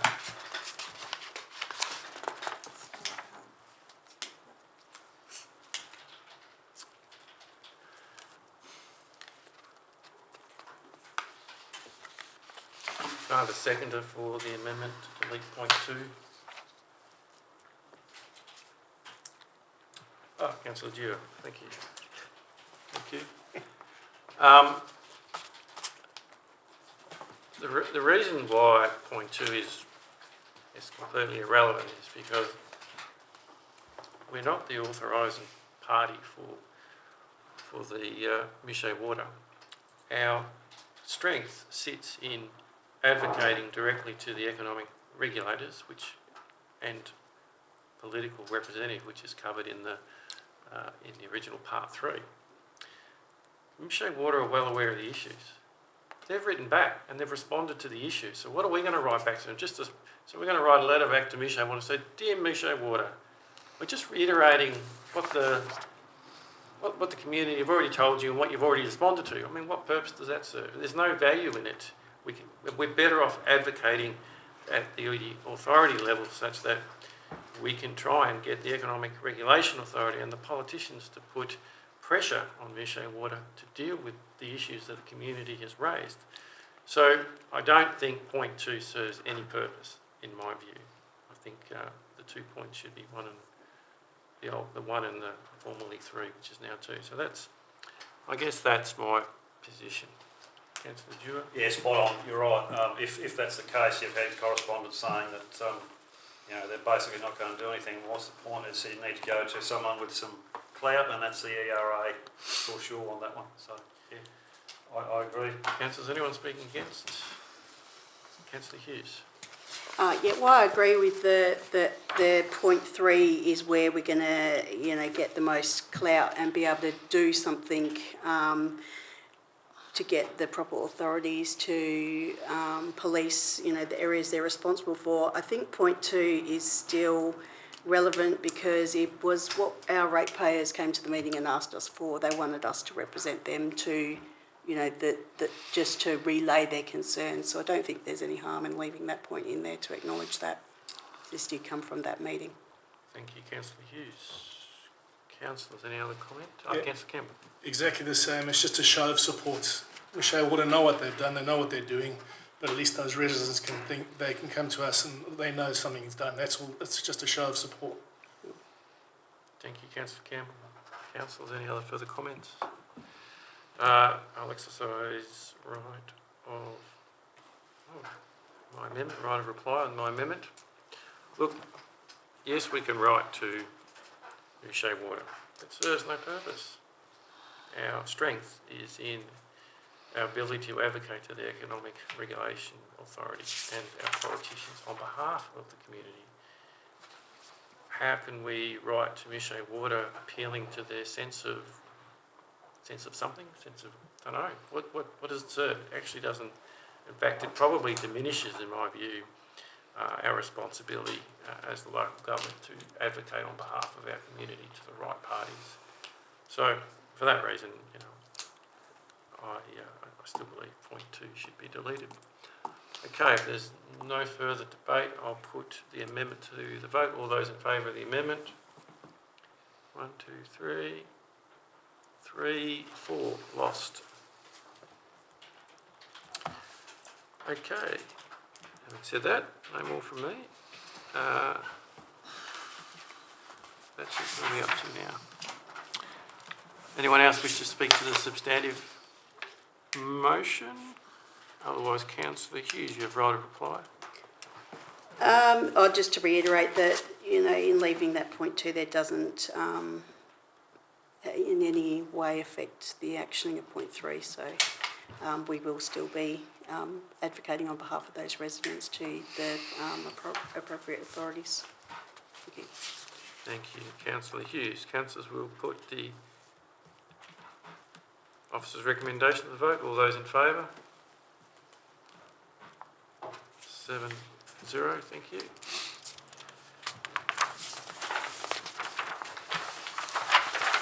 Next item of business is CO09, Annual General Meeting of Electors, a vote of thanks. So, councillors, you have an officer's recommendation that council notes the decision of the electors from the annual electors meeting held on 7th of February 2024 passed by a majority vote of 7. That doesn't read right, does it? So the official name of the meeting is the Annual General Meeting of Electors. Okay, all right. I stand corrected. No, but it council notes the decision, but doesn't say what the decision is.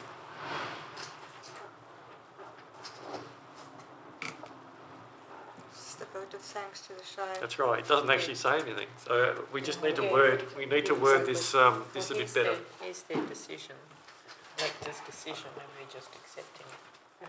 But I think it was my memory of it was that it was a quite specific topic that the Shire was being thanked for. Yeah. Arrangements of the New Year's Eve event. Yeah. It just needs to. It needs to be able to reference what was.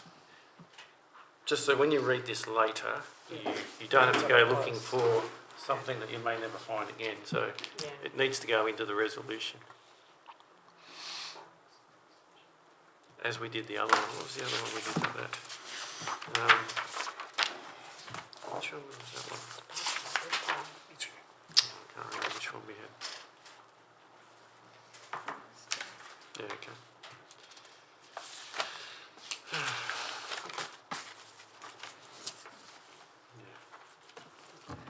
Yeah, all right, well, I think that's better, that reads well. So, councillors, can I have a mover for the officer recommendation? Councillor Ross, thank you. Seconder, please. Councillor Dewar. Councillor Ross. Thanks, Mr. President. Really just to say how heartening it was to have this vote of thanks expressed from the floor at the electors' meeting. Generally in any level of government it's far easier to be critical than to be grateful. So I was really heartened to have this one come forward.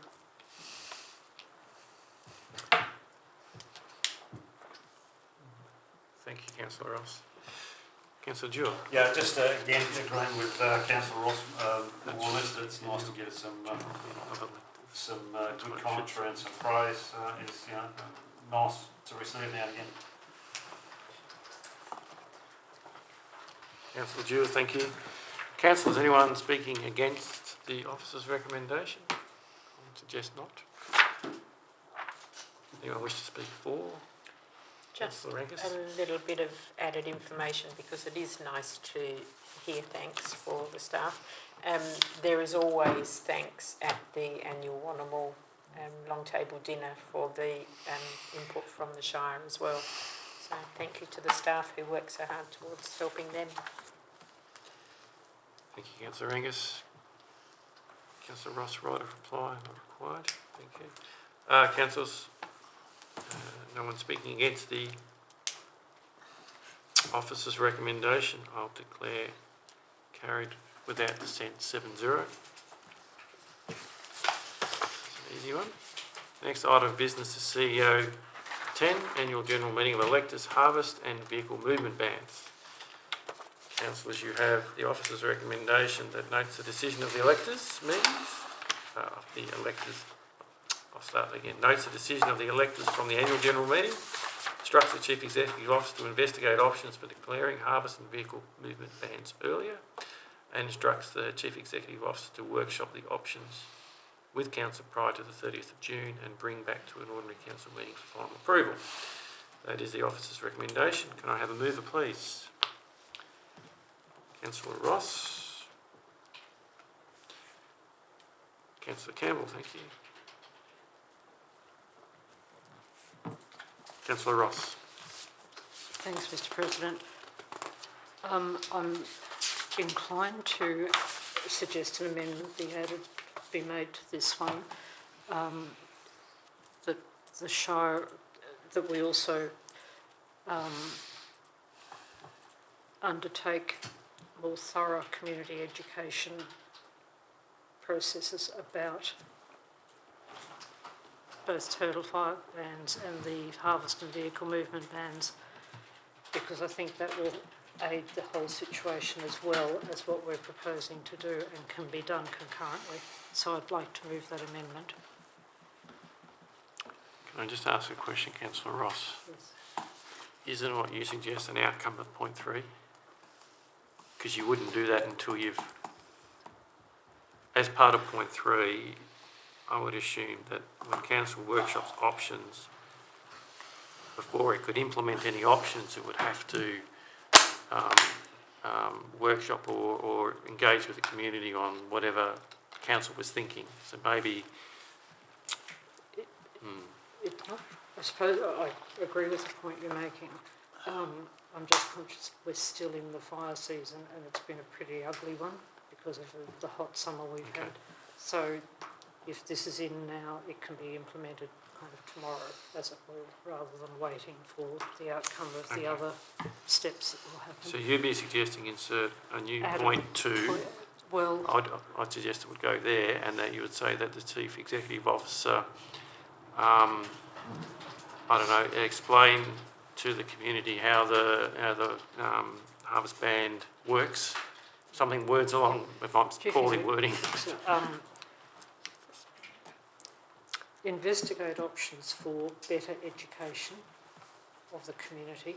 So why don't I just move to suspend standing orders so we can sort this one out? Sure. I move to suspend standing orders. Can I have a second for that? Councillor Ross, all those in favour? Carried. I think if I get you right, Councillor Ross, your point, when I now think about it, your point's quite valid. Information to So, the community. so the community currently don't quite understand how harvest band days work. So there needs to be an education process, right? And I take your point, if you start that now, then you can have further discussion later, rather than wait to the end. So wouldn't that be around putting something out in our media platforms to say, dear community, this is how the harvest ban decisions are made, right? And so they're aware on that.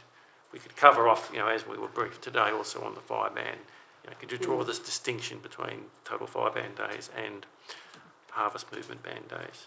So had the mover of the selector's decision heard the discussion that we had earlier this afternoon, it probably wouldn't have got this far. Possibly not. Yeah, exactly. That he needs to hear that. How many people harvest in the Chittering Shire? 20? How many of those 20 don't understand this clearly? Yeah, but the point, I think, Dave, is that the harvest ban applies to everyone. So if anyone has a question on how the harvest ban is decided and implemented, that's the question that they won't know. It's not the who it affects, it's the fact that it affects everyone, and we probably don't understand, the community don't understand how the decision comes. Be out with a lawnmower, it's going to affect them. This comes up a lot of the time on social media. Can I mow on a total fire ban? All this. So perhaps it could be commence public circulating public information about total fire bans and vehicle movement bans. Because that implies that you can start doing that now, because we're not changing those rules ourselves anyway. Yeah. And you're right. I take Councillor Ross's point to bring it in now, so that you can get that happening. So we just need to come up with some words. Yeah. My feeling it sits in point 2, before point 2 would be the new point 2, because we want to note it, but we also want to educate the community, but then we want the Chief Executive to investigate options, you know what I mean, in that sequence. Belinda's just given a possible wording. Sure. CEO conduct community awareness campaign through our social media channels to inform the community of the distinction, actually I would say the requirements imposed by total fire bans and harvest vehicle movement bans. I'd make it a bit more generic, because you want them to know how those decisions are made, right? Yeah. And then the requirements of what it means, if you know what I mean. So I think the wording was there. It's distinction between, a distinction. So through our social media channels, once you see it up there, you can... concurrent, so it is concurrent to the process of also conduct concurrent community awareness campaign. To inform the community of the distinction between... Yep, to inform the community of the distinction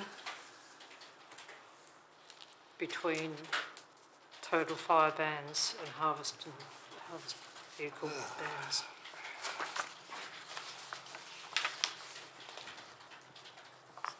And the obligations of which, or the... Yeah. Well, I think you're probably getting a bit wordy, so I would just add the word concurrent after the, conduct concurrent. So it says it's concurrent to the process above. Yep. because you could simplify the rest of it, knowing what it means. So you could write, the Chief Executive Officer conducts concurrent community awareness campaign through our social media, I don't know why you need channels, to inform the community of, it's not distinction, it's of total fire ban days and harvest movement. You know, it's not The distinctions. implications of each. No, it's we're not right. The distinction's not right. Well, it's partly about the decision process. Yeah, but how do you get that into a quick?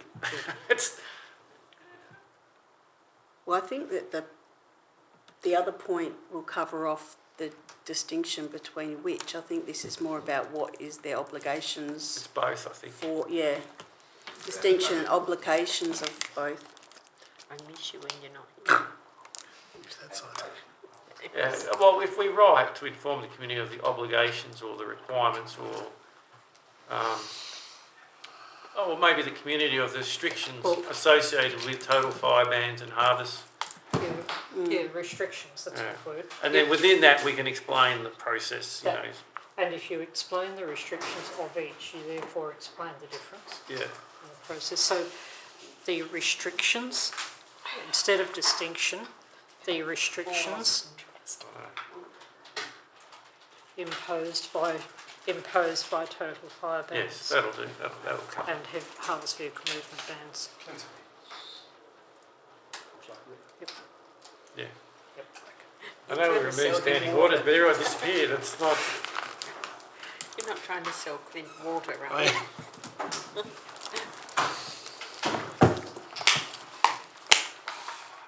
Which one do you want?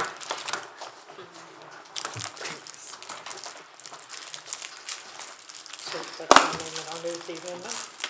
Well, we've got to resume standing orders first. Okay, I move we go back to standing orders. Yes, Councillor Ross has moved the procedural motion to resume standing orders, and I second that.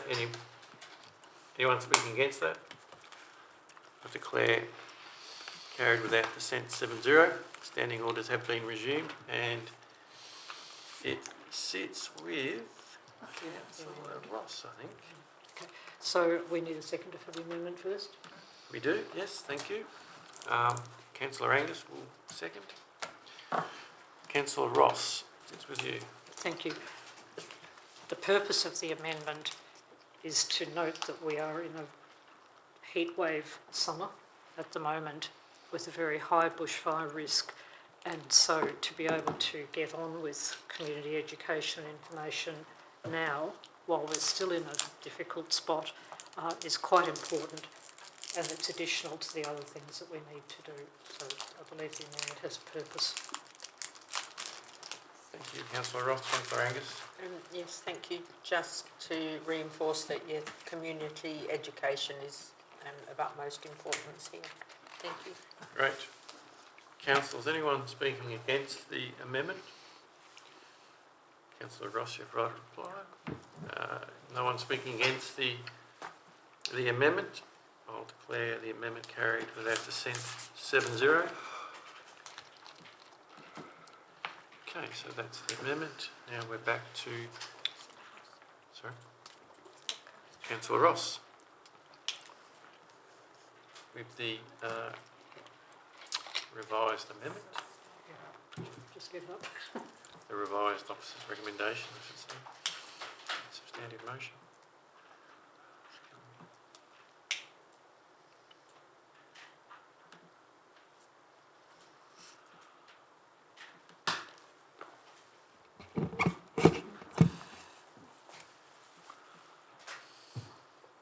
Right.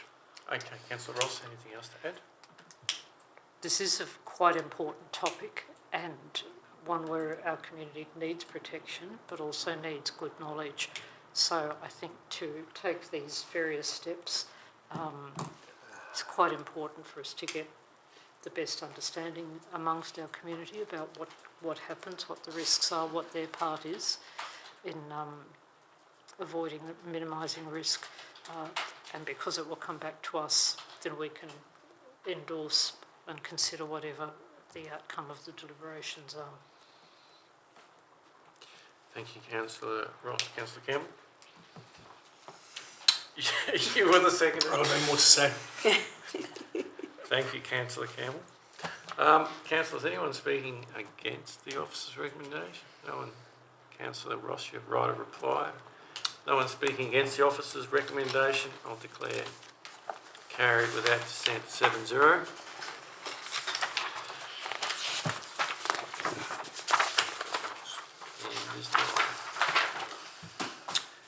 CEO 11, Annual General Meeting of Electors, bins in public spaces. Councillors, you have an officer's recommendation that Council notes the decision of the electors from the Annual General Meeting held on 7th of February 2024 and affirms Resolution 150323 that Council 1 endorses the strategic decision to remove the bins at the corner of Blue Plains Road and Great Northern Highway and the corner of Chittering Road and Julamar Road, and close out this matter. So that was the previous Council's resolution. Can I have a mover for the officer's recommendation? Councillor Curtis, thank you. Welcome. Can I have a seconder, please? Oh, Councillor Dewar, There you go. yeah. Councillor Curtis. I support the recommendation, and all I've got to say is that I went past that place on Sunday and it was clean as a whistle. Didn't see any rubbish, so I don't think we need rubbish bins there. Thank you, Councillor Curtis. Councillor Dewar? Yeah, and I'm a Virgo, so I never make any rubbish wherever I go, so this is not really that important. No, seriously, I don't think we need to. I agree with the officer's recommendation. I won't say any more. I'll need an explanation later on that one. But anyway, thank you, Councillor Dewar. Councillors, anyone speaking against the officer's recommendation? Anyone? Oh, it's for Councillor Hughes. I'm not speaking against it, but I just want to reiterate that although I do appreciate the sentiments are to try and reduce litter, I don't think that that will be achieved by putting the bins back. I agree we made the right decision in the first place in removing them.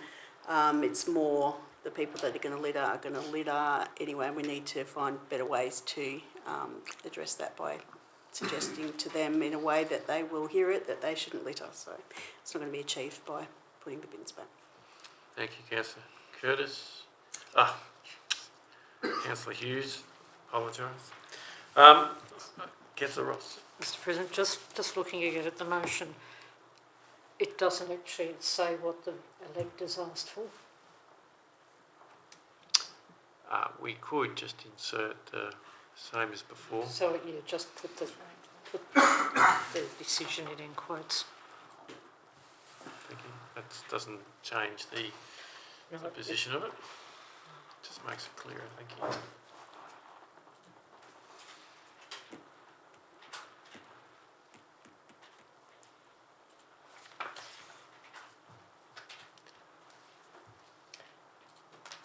Councillor Angus.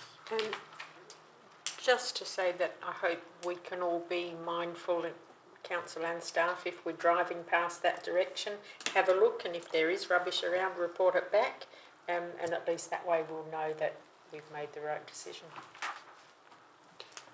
Thank you, Councillor Angus. I guess I'll speak to it now. So there has been considerable correspondence with the community in regards to removal of bins, and it has proven that the only required to go out a couple of times in a year, as I recall, and that was to pick up rubbish that wouldn't have gone in the bin anyway. So that was someone dumping mattresses and other things. So the removal of the bins has been successful, and as some of you councillors pointed out, where the bins are still in place in main roads, it's quite a horrific dumping ground for all rubbish. So perhaps we've diverted the problem from us to main roads, but I think it's the right decision. The council's original resolution to remove the bins appears to be working, so I support the officer's recommendation. Councillor Curtis, you have right of reply. I have nothing more to say. Thank you, Councillor Curtis. If no one's speaking against the officer's recommendation, I'll declare carried without dissent 7-0. Next item of business is CEO 12, CEO Performance Review Committee. So, Council, you have a officer's recommendation that Council form a CEO Performance Review Panel, and we'll change that committee to a panel in accordance with Section 5.8 of the Local Government Act, and that all councils are appointed to the committee. I'm happy to move that one. Can I have a seconder, please? Councillor Campbell.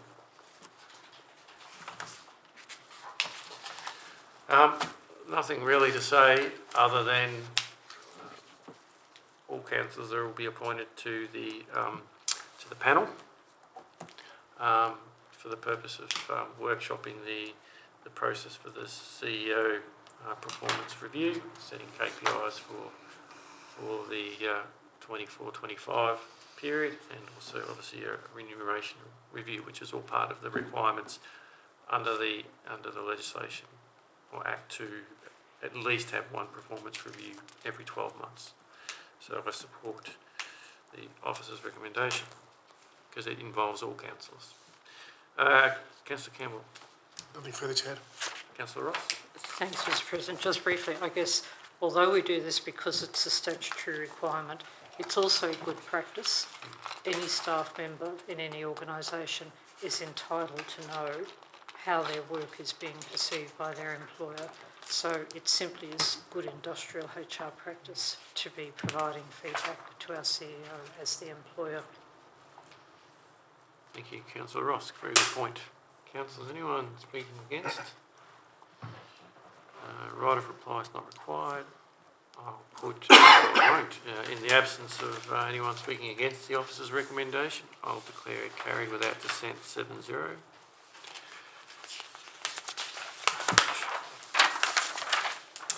Item 10, reports of committees. COM 01, Chittering Tourism Tourist Advisory Group February meeting minutes. Councillors, you have an officer's recommendation to receive the minutes. Can I have a mover, please? Councillor Campbell. Seconder, Councillor Ross. Councillor Campbell. So I just share some important notes that were taken down. So there's been a decline in the visitor centre over the period, but a 20% increase in the transit park, so that was a good story. And then an increase in short stay accommodation across the whole Shire. Tamika Preston gave us an update on the newly formed Chittering Tourist and Business Association, and they're looking to grow their membership, and I think they're employing somebody full-time just to, as a secretary, to drive the numbers up. So I look forward to see that progress. On a serious note, it was mentioned that there's rumours going around that the Brockman Centre will be demolished in the future. So we obviously advised them that that's not the case. It's in our long-term financial plan to obviously improve it, but that's further down the track. So that was put to rest. Don't know where they got that from. And then nothing to do with me, but Chris Wally did mention he'd love to see the extension of the cycleway from Mouchet down to Winding. I didn't prompt it, but he did mention it. You'll have to declare an interest, Councillor Campbell, with your lycra shorts. There we go. So that's all from, that's really a real, I don't know if Councillor Ross has anything further to add. Councillor Ross. Thanks, Mr. President. If I can just make a comment, point 9 in those minutes, which is what Councillor Campbell was just talking about. I've queried the wording there, but it has remained what was originally put. Where that refers to the cultural centre, to me that actually doesn't identify anything. It should say the Brockman Centre precinct, because that's what it's about. The cultural centre could be the hall over the road, like it could be any of a number of places. So point 9 in those minutes refers to the Brockman Centre facilities. Councillor Ross, do you wish to add an advisory note that I suppose if that's permissible, yes, I do. think we can do that? Can I just check with the CEO that we can? How do we do it? Yeah, so just noting that it's only draft minutes, so it would, through their minute process, be fixed up, but it could be that it is only advisory, but if councillors... I don't think it needs to be moved in a second. It can just be, can we do an advice note that item? Item number 9. In item 9. That item 9 in the minutes should refer to Brockman Centre rather than the cultural centre. Cultural Yeah. Centre. Just leave it at that, and then that way they can deal with it. So do we need to move an advice notes or not? I suppose you I probably think do. we probably do. Well, I'd like to move that. Sure. I'd So like to move an amendment that an advice note be added. be added. Thank you. Can I just confirm, are we still only called Chittering? Did I have the official change the name? Has the official changed the name, or is it still CTAG from this meeting to close? So it's not Chittering Chamber of Commerce, and it's not the new name? That's the name? That's the committee that we didn't change it, did we? Okay, no, just checking.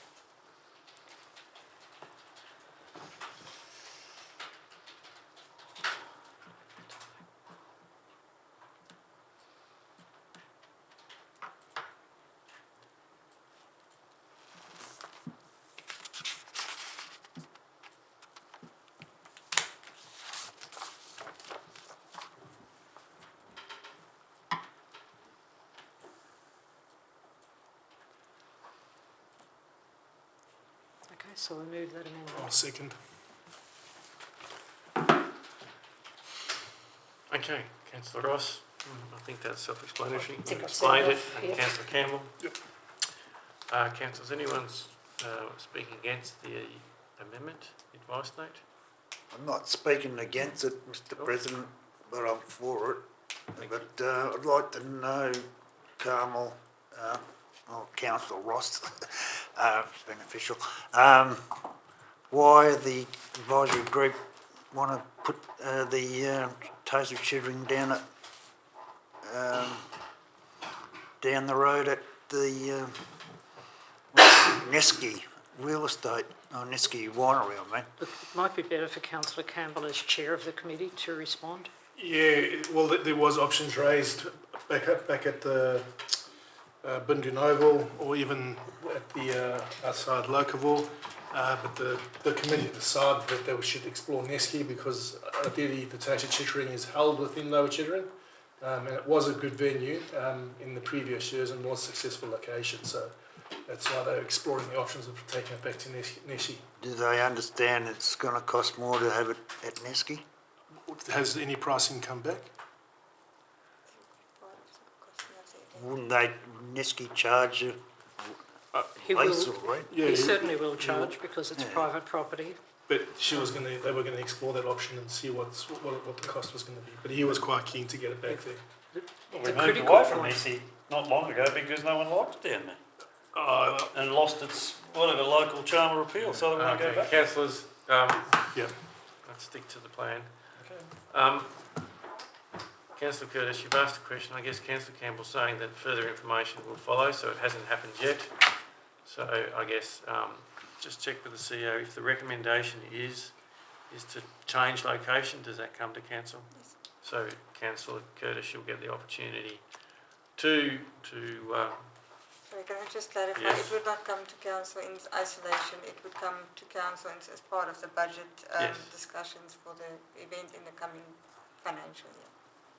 Which, But the change of the venue itself is for that advisory group to bring to their group, and we wouldn't dictate to the group. Yeah, okay. Just to again, the response about what the issue is, the observation was made that there are 3 major events in the Shire: Taste, the historic vehicles and the show, at 1 month apart each. They're all in Bindoon. And so the point was made, can we shift at least one of them? And it's the most mobile one, if you like. So that's part of the rationale.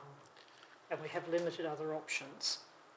Like our site at Lower Chittering isn't developed enough yet for that. Go to Wallamore, can't we, Dave? Could do. So, just so that I'm clear, the advisory group will come back with a recommendation where the event will be held. Is that correct? Yes. And is there then a decision to be made by council to endorse that location? It would be endorsed. What we normally do is to endorse the decision of the group, the request of the group to host it at a specific point. The way it would find its way back to council for a decision would be that the costing of the event would then include the hire of the venue, and they would see that reflected in the budget for the event. Okay, I'm just trying to answer this for council. Just the observation, the budget is too late. In fact, just looking at this now, where this committee doesn't meet again until the 2nd of May, really that decision needs to be made earlier because of the amount of planning that has to happen early rather than, and that's why. Yeah, sure. So there's a flaw in the process about timing at the moment. I guess you can take that back to the group as the council representatives. I guess my point was to try and help Councillor Curtis understand that it's going to come back to council in a form, and he'll get a second look at it, and he can ask his questions then, because we can't solve them now. So hopefully that answers your question, Councillor Curtis. It will come back. Now I'm completely lost. Right. Mr. President, can I propose another amendment? Are we still on Councillor Ross? So now we now to vote on this You've one. got one that Have we not voted on this yet? Okay, I'll put. Or do you want to? Okay, do you want another amendment? I do. Okay. But do you want to vote on this one No, first? add it in. The second one was that council requests the CEO to consider calling an earlier meeting of the Tourism Advisory Group to develop their recommendation about the location of Taste. Thank you. Because That will. 2nd of May is too late. Yes.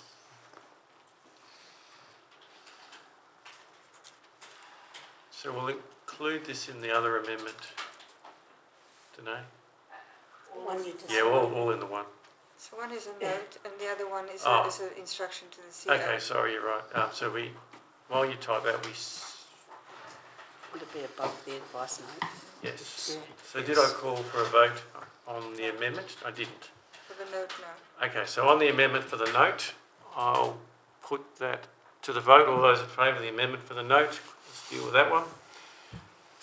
Carried 7-0, thank you. That deals with that. Now we'll deal with the amendment. My apologies. Councillor Ross is the mover. Councillor Campbell is the seconder, I'm sure. That the CEO request the Chittering Tourism Advisory Committee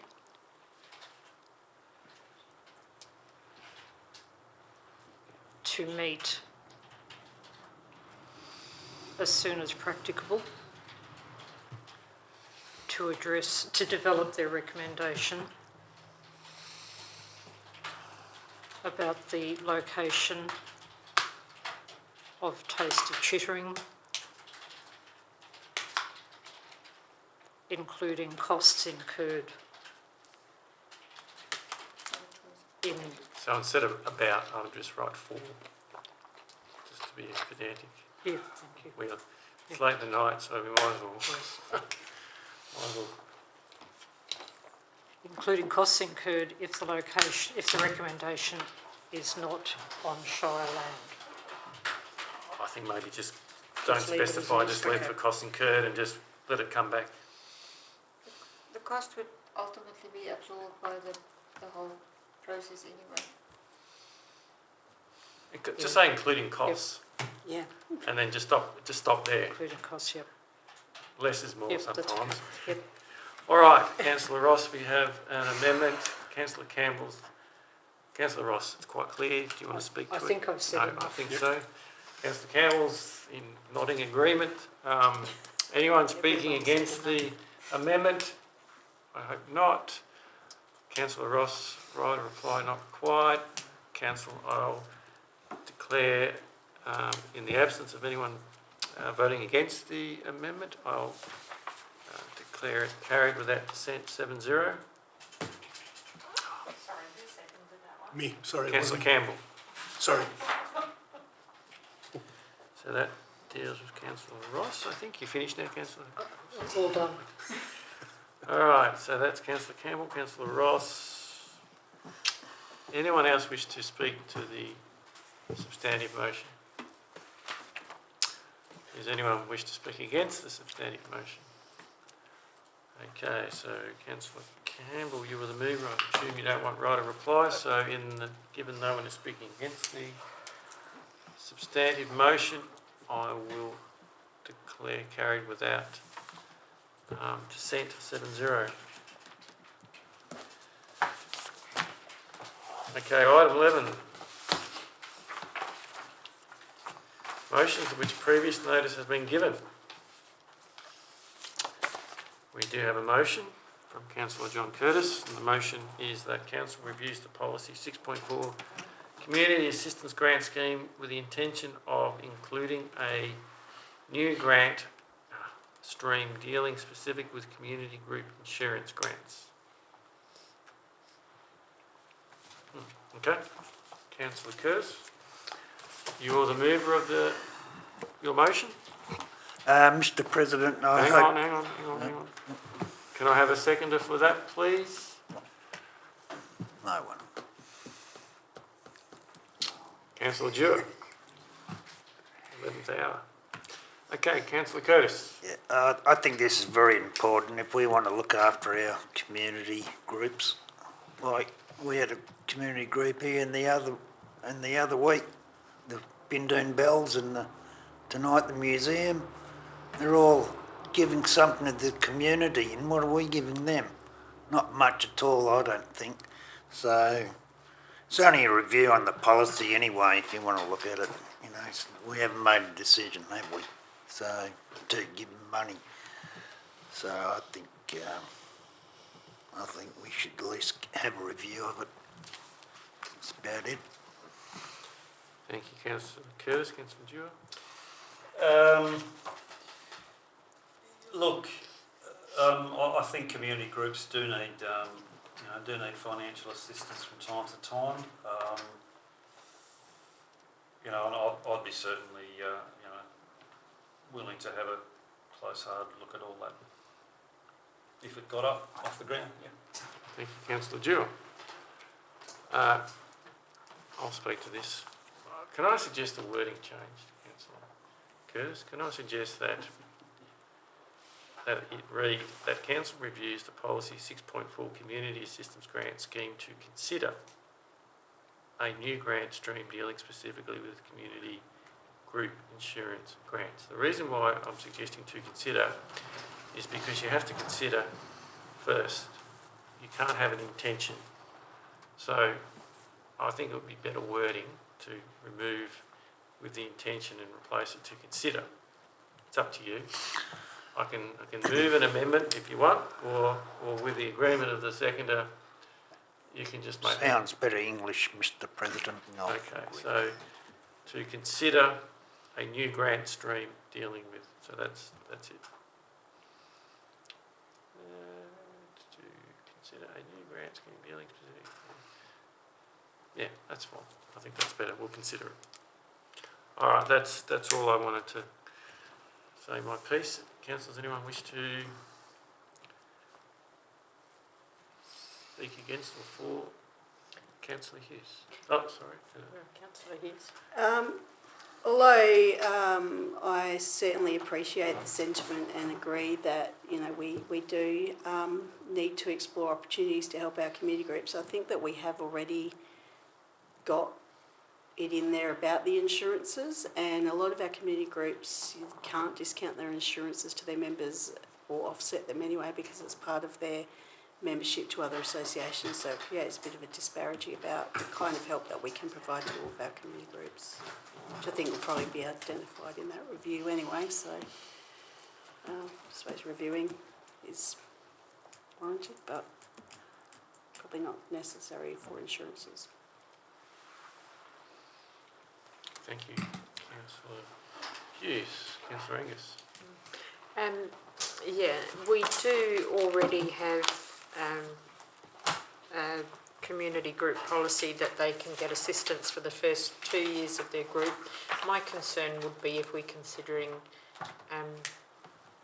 it being indefinite, we could find ourselves paying everyone's insurance forever, which could get extremely expensive. And those groups, as Councillor Hughes said, who pay insurance as part of their group's joining fees, would then be not treated fairly because they'd still have to pay that, and other groups would be paying it for them. So I can't support this, I'm sorry, but I understand the intention. Thank you, Councillor Angus. Who have I missed? Councillor Ross? Thanks, Mr President. Really, I agree with what Councillor Angus has just said. Quite a number of groups in our community, many of the sporting clubs, if not all of them, the CWA groups, the 3 of them, and probably others, have their insurance paid through their membership fees by a state body. So, as Councillor Angus has explained, if we support the rest, then we are being uneven in the support we're giving to our groups. And we do have the 2-year support in place now. My gut feeling is that if a community group can't find a way to support itself after 2 years, then perhaps its membership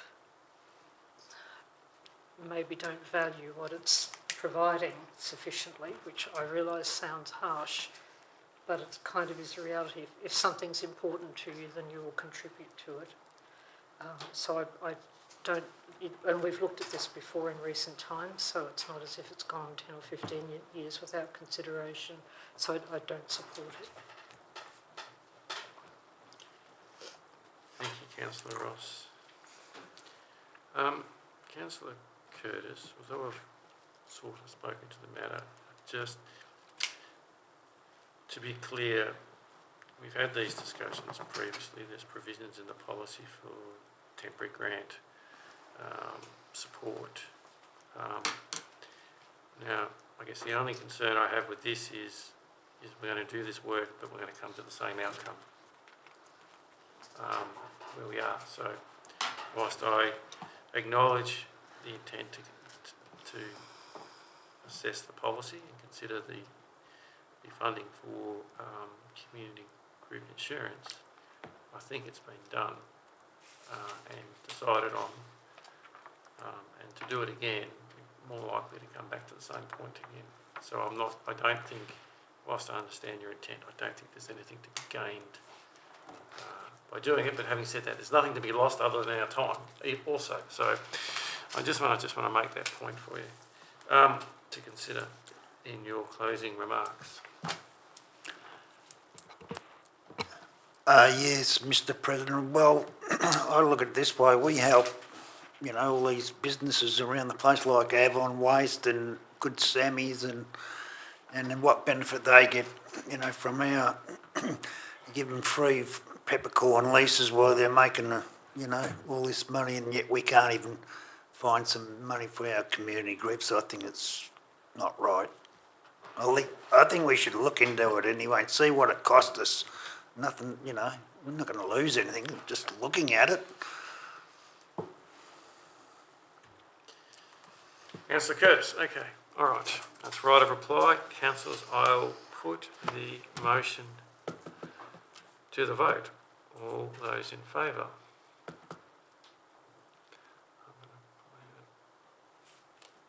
Against?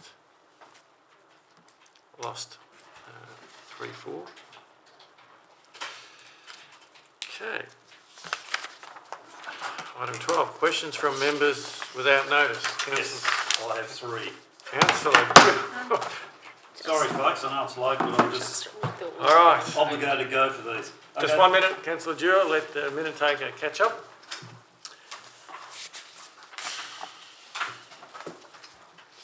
Three questions. 3 curly questions too, so Curly question. hang on to your hat. Well, a bit of a question this comes from something that's obviously happened. Can the ballards in front of the Bindu Bakehouse be looked at or modified? Because I've heard of at least a handful of people who have fallen over and hurt themselves. Bollards, the bollards. Well, where you park, Oh, those things. parking bollards. Are they bollards or? No, No, the it's bollards safe- are poles. safety, Well, what would you call them? Wheel stops. Wheels. Wheel stops. Oh, 1,000 apologies for getting my terminology wrong. Can they be looked at? they have They been have in the been looked at and past. they have They're been not just looked at the at bakery, numerous they're further times. along. Hang on, everyone. This is councillor Dewar's question. Yes, yes. Let's just get his question down. It's not open for Given- debate. Given that people have been carted off in ambulances by, them falling over those things and damaging themselves, I'm trying to understand why, what purpose they serve, and could that be looked at again? So let's get your question on the screen, Do right? I need to modify that a bit? I don't know. Let's just make sure you're getting the answer that you want out of it. So, Okay. so can the wheel stops in front of the bin bags be removed? So that'll just be yes or no. So is there more information you're? Well, Well, you're saying to, it's a to trip prevent hazard. to prevent injury. It's a trip hazard. Yeah, it is a trip hazard. Is it just outside the bakery or No, all it's along right this along whole the street? street. All right, Including it's out not It's here. outside the Well, house. It's not an assuming you ongoing buy debate. there, a Can person I approaching suggest It's the hardware.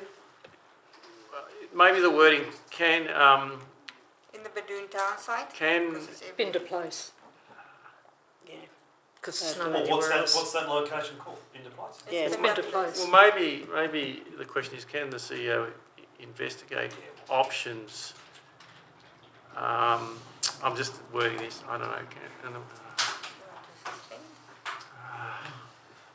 To reduce injury. All right, I'll suspend standing. Can I move to suspend standing orders? Can I have a second for that, Dave? That was your fault. Thanks, mate. All those in favour? Let's just Yeah. get the wording done. Right. So, Dave, I understand your point, right? But we just got to get the Yeah. question right to give you the answer you want, right? So, Well, you could say. you want to know, you could can say they be yes. removed? You could say yes, and they'd be gone. No, Done they, with it. no, No, because it's not, you because can't. if somebody runs If over somebody gets the run thing over. and kill a kid on the pavement because there's nothing stopped the wheel, So, don't you want to investigate options to prevent or limit injury from the, what are they called, wheel stops? Isn't that the question? That would be probably a better question. We asked the same question when they very first went in, because No, did you? the first week they went down, two I'm never people gonna fell over and broke an arm Yeah, we're going to say and it got again, carted so we off just in an need to reword ambulance. And the response was that is the approved Department of Transport or whatever department it comes through. That was the approved safety thing. measures. Yeah. that. Anyway, can we Some just safety measure.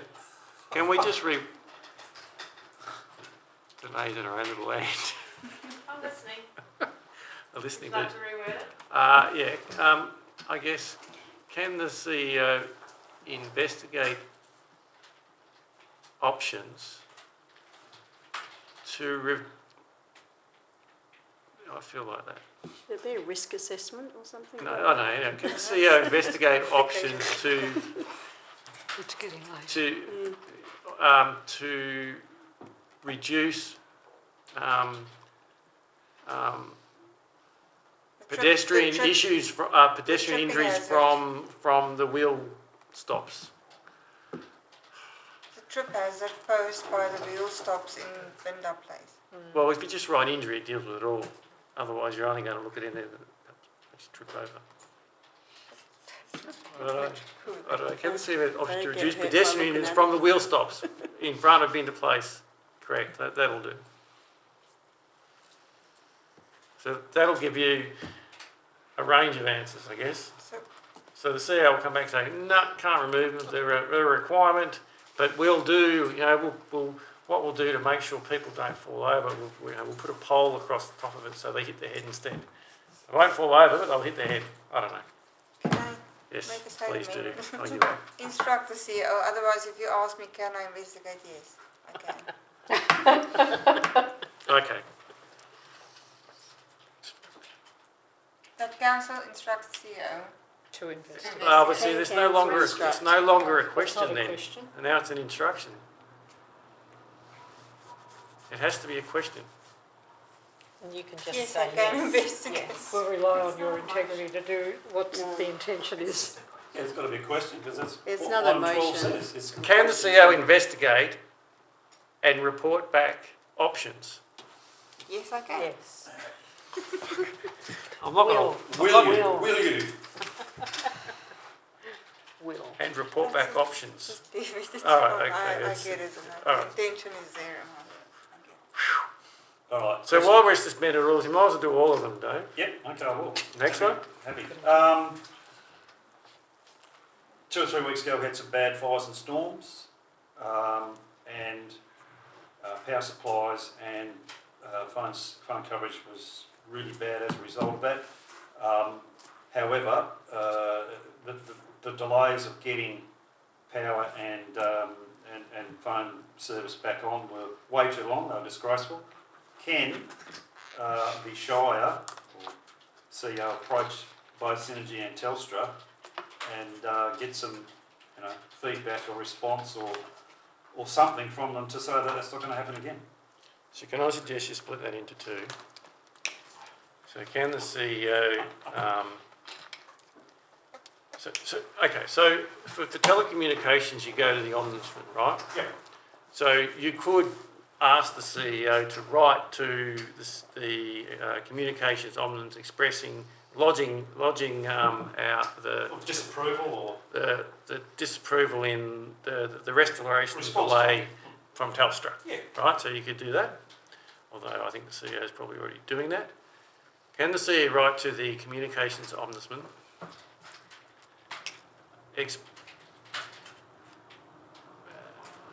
help me out here. Expressing concern,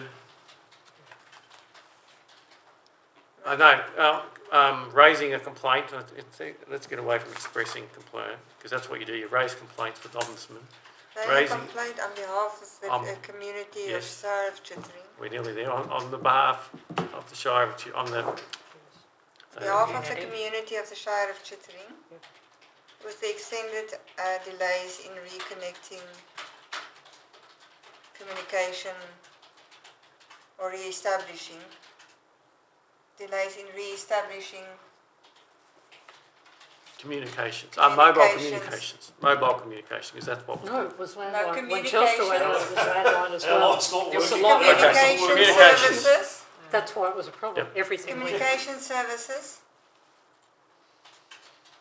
following the Bin Dune fires and subsequent storms. As far as the power goes, Dave, It's just they the storm they thing couldn't was- get it was back just the on. storm. They couldn't get onto Okay, the so the bin fire doing fires, ground just until deal the with that. fire was under Yeah, control yeah, to start yeah. repairing Recent poles. So if the fire outage burned for events. 3 days, they wouldn't be able to get So on following the to bin fix doing them for fires. 3 days. It But probably still, does I need don't- to mention Telstra because on. it No, wasn't not everyone storm. else. Ignore the storm. Needs, David, it was only Telstra, wasn't it?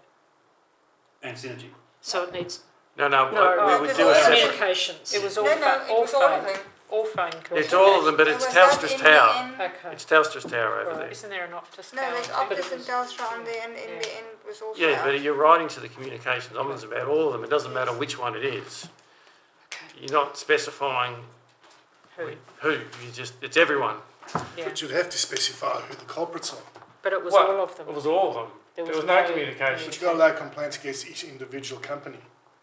Oh, Oh, You well, might as well do the job Well, I properly. think Telstra would be the dominant company provider up here, I would suggest. Wouldn't they have incident reports and Yeah. have to report on their remedial actions they're going to take?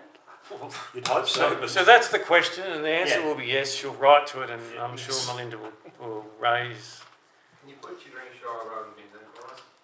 yeah, Chittering fires would be better. Chittering fires. I Yeah. feel a bit left out. Do you? Okay. All right. Why don't you just say extended outages and then that covers both?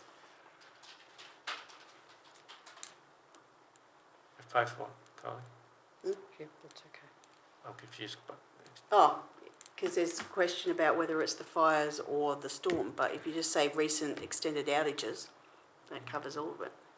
Oh, look, when the CEO writes a letter, she'll get the timing right, The and dates. sure, and Get the she'll dates. say, these are Yep. the dates. I'm sure there'll be a form to fill in, and Yep.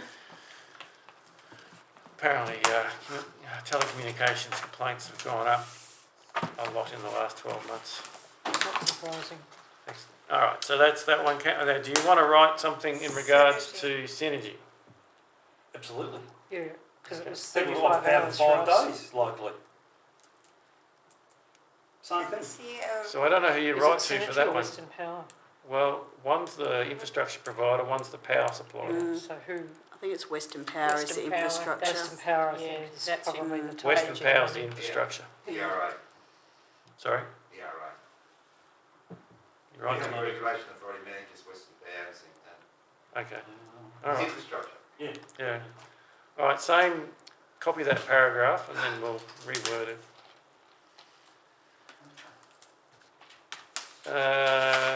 Right to the ERA, or whatever you call it, what's it called? The Economic Regulation Economic Authority. Regulation Authority.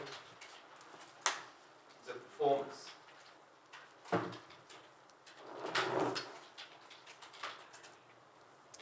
Okay. Instead of communications, let's write services. I actually got services. Get rid of communication, re-establishing services. Essential services. Electrical services. Power. Yeah, power. Right, power Right. services. Yep. that's, and that, I think that was after the storm. That one was the storm. Yep. Chittering fires and storm. Because they were out, but well, actually, it was It no, it was came the with storm. the storm. It was the storm only. Just changed fires for storm. Yes.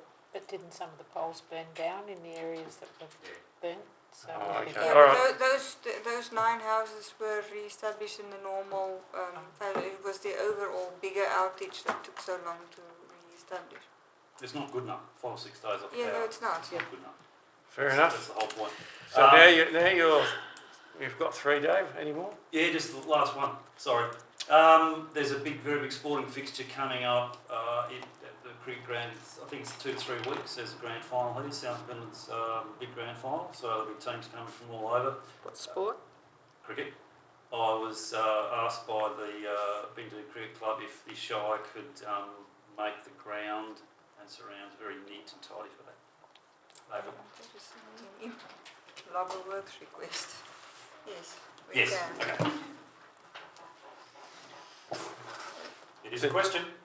All right. It is a question, it is indeed. You can ask the question. Can the CEO Log of work request. log a work request. request? Yeah, that'll do. Log a work request to Behalf of the ensure the crickets. Bindoon Oval and surrounds are, maybe not clean, In pristine condition.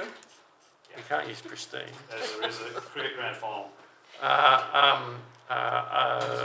prepared, I don't know, maintain. Adequately prepared for the cricket event.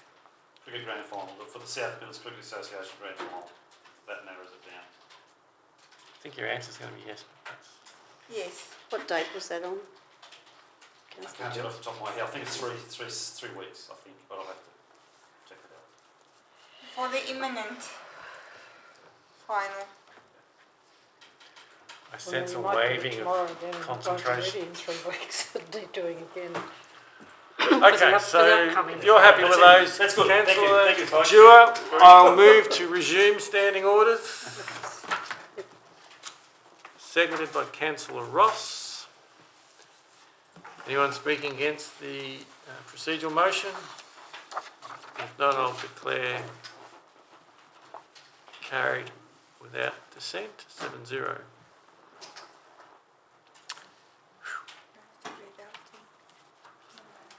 We'll have to read it. Okay, thank you. He's got a question. Have you got a question? Councillor Curtis has got a question. Just 1 minute, the minute taker needs to add a new section called Councillor Curtis. Question. My question is about the court action. Can we notify ratepayers before we take them to court? We do that in all.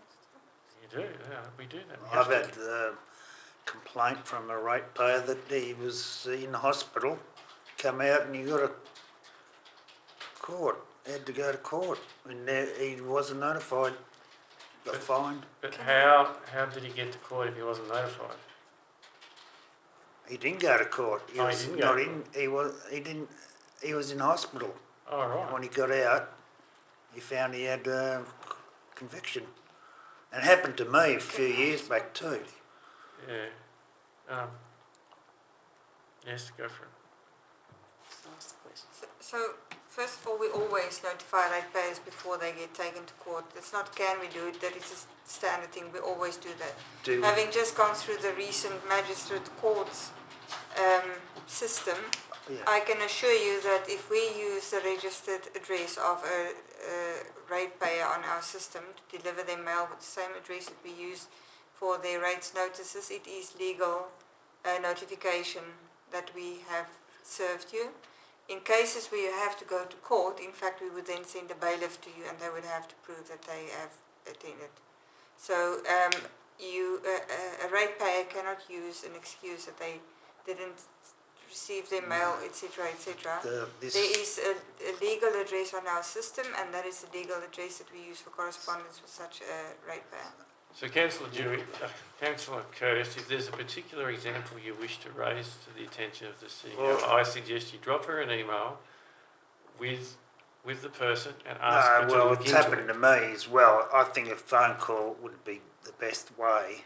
Yeah, we don't do that. Because Sure. people don't get their mail. Like when I got caught, I wasn't here. And 3 months later, I come back and I had to pay court costs. I hope you declared your criminal conviction in your application for council. So everyone's got a mobile phone these days, so a phone call would be It's great. not legal proof that we have contacted you, we have to do it in writing. Well, there you go. Can't be done then. Notify people that Can you just add that comment in there? It's a legal requirement to notify in writing, just to make sure that's clear. If you go away for 3 months, you should get someone to redirect your mail. What if you haven't got anyone, you know? Okay, Councillor Curtis, any other questions while we're on the roll? No thanks. Now we're on a roll. All right, no more questions. The minute taker's got questions. Now we're in trouble. I think we should circle back to what Beg and Virgo's got to do with it. I want to get to that one after we turn the camera off. Because Virgo's... So maybe the response from the CEO is it'll respond in accordance with the... So can you put under the questions that the CEO undertakes to investigate and report back to council on all of the above? Because I undertake to... Undertakes to to comply with these requests and report back to council. And that was a good pickup. Thank you. All right. Oh yes.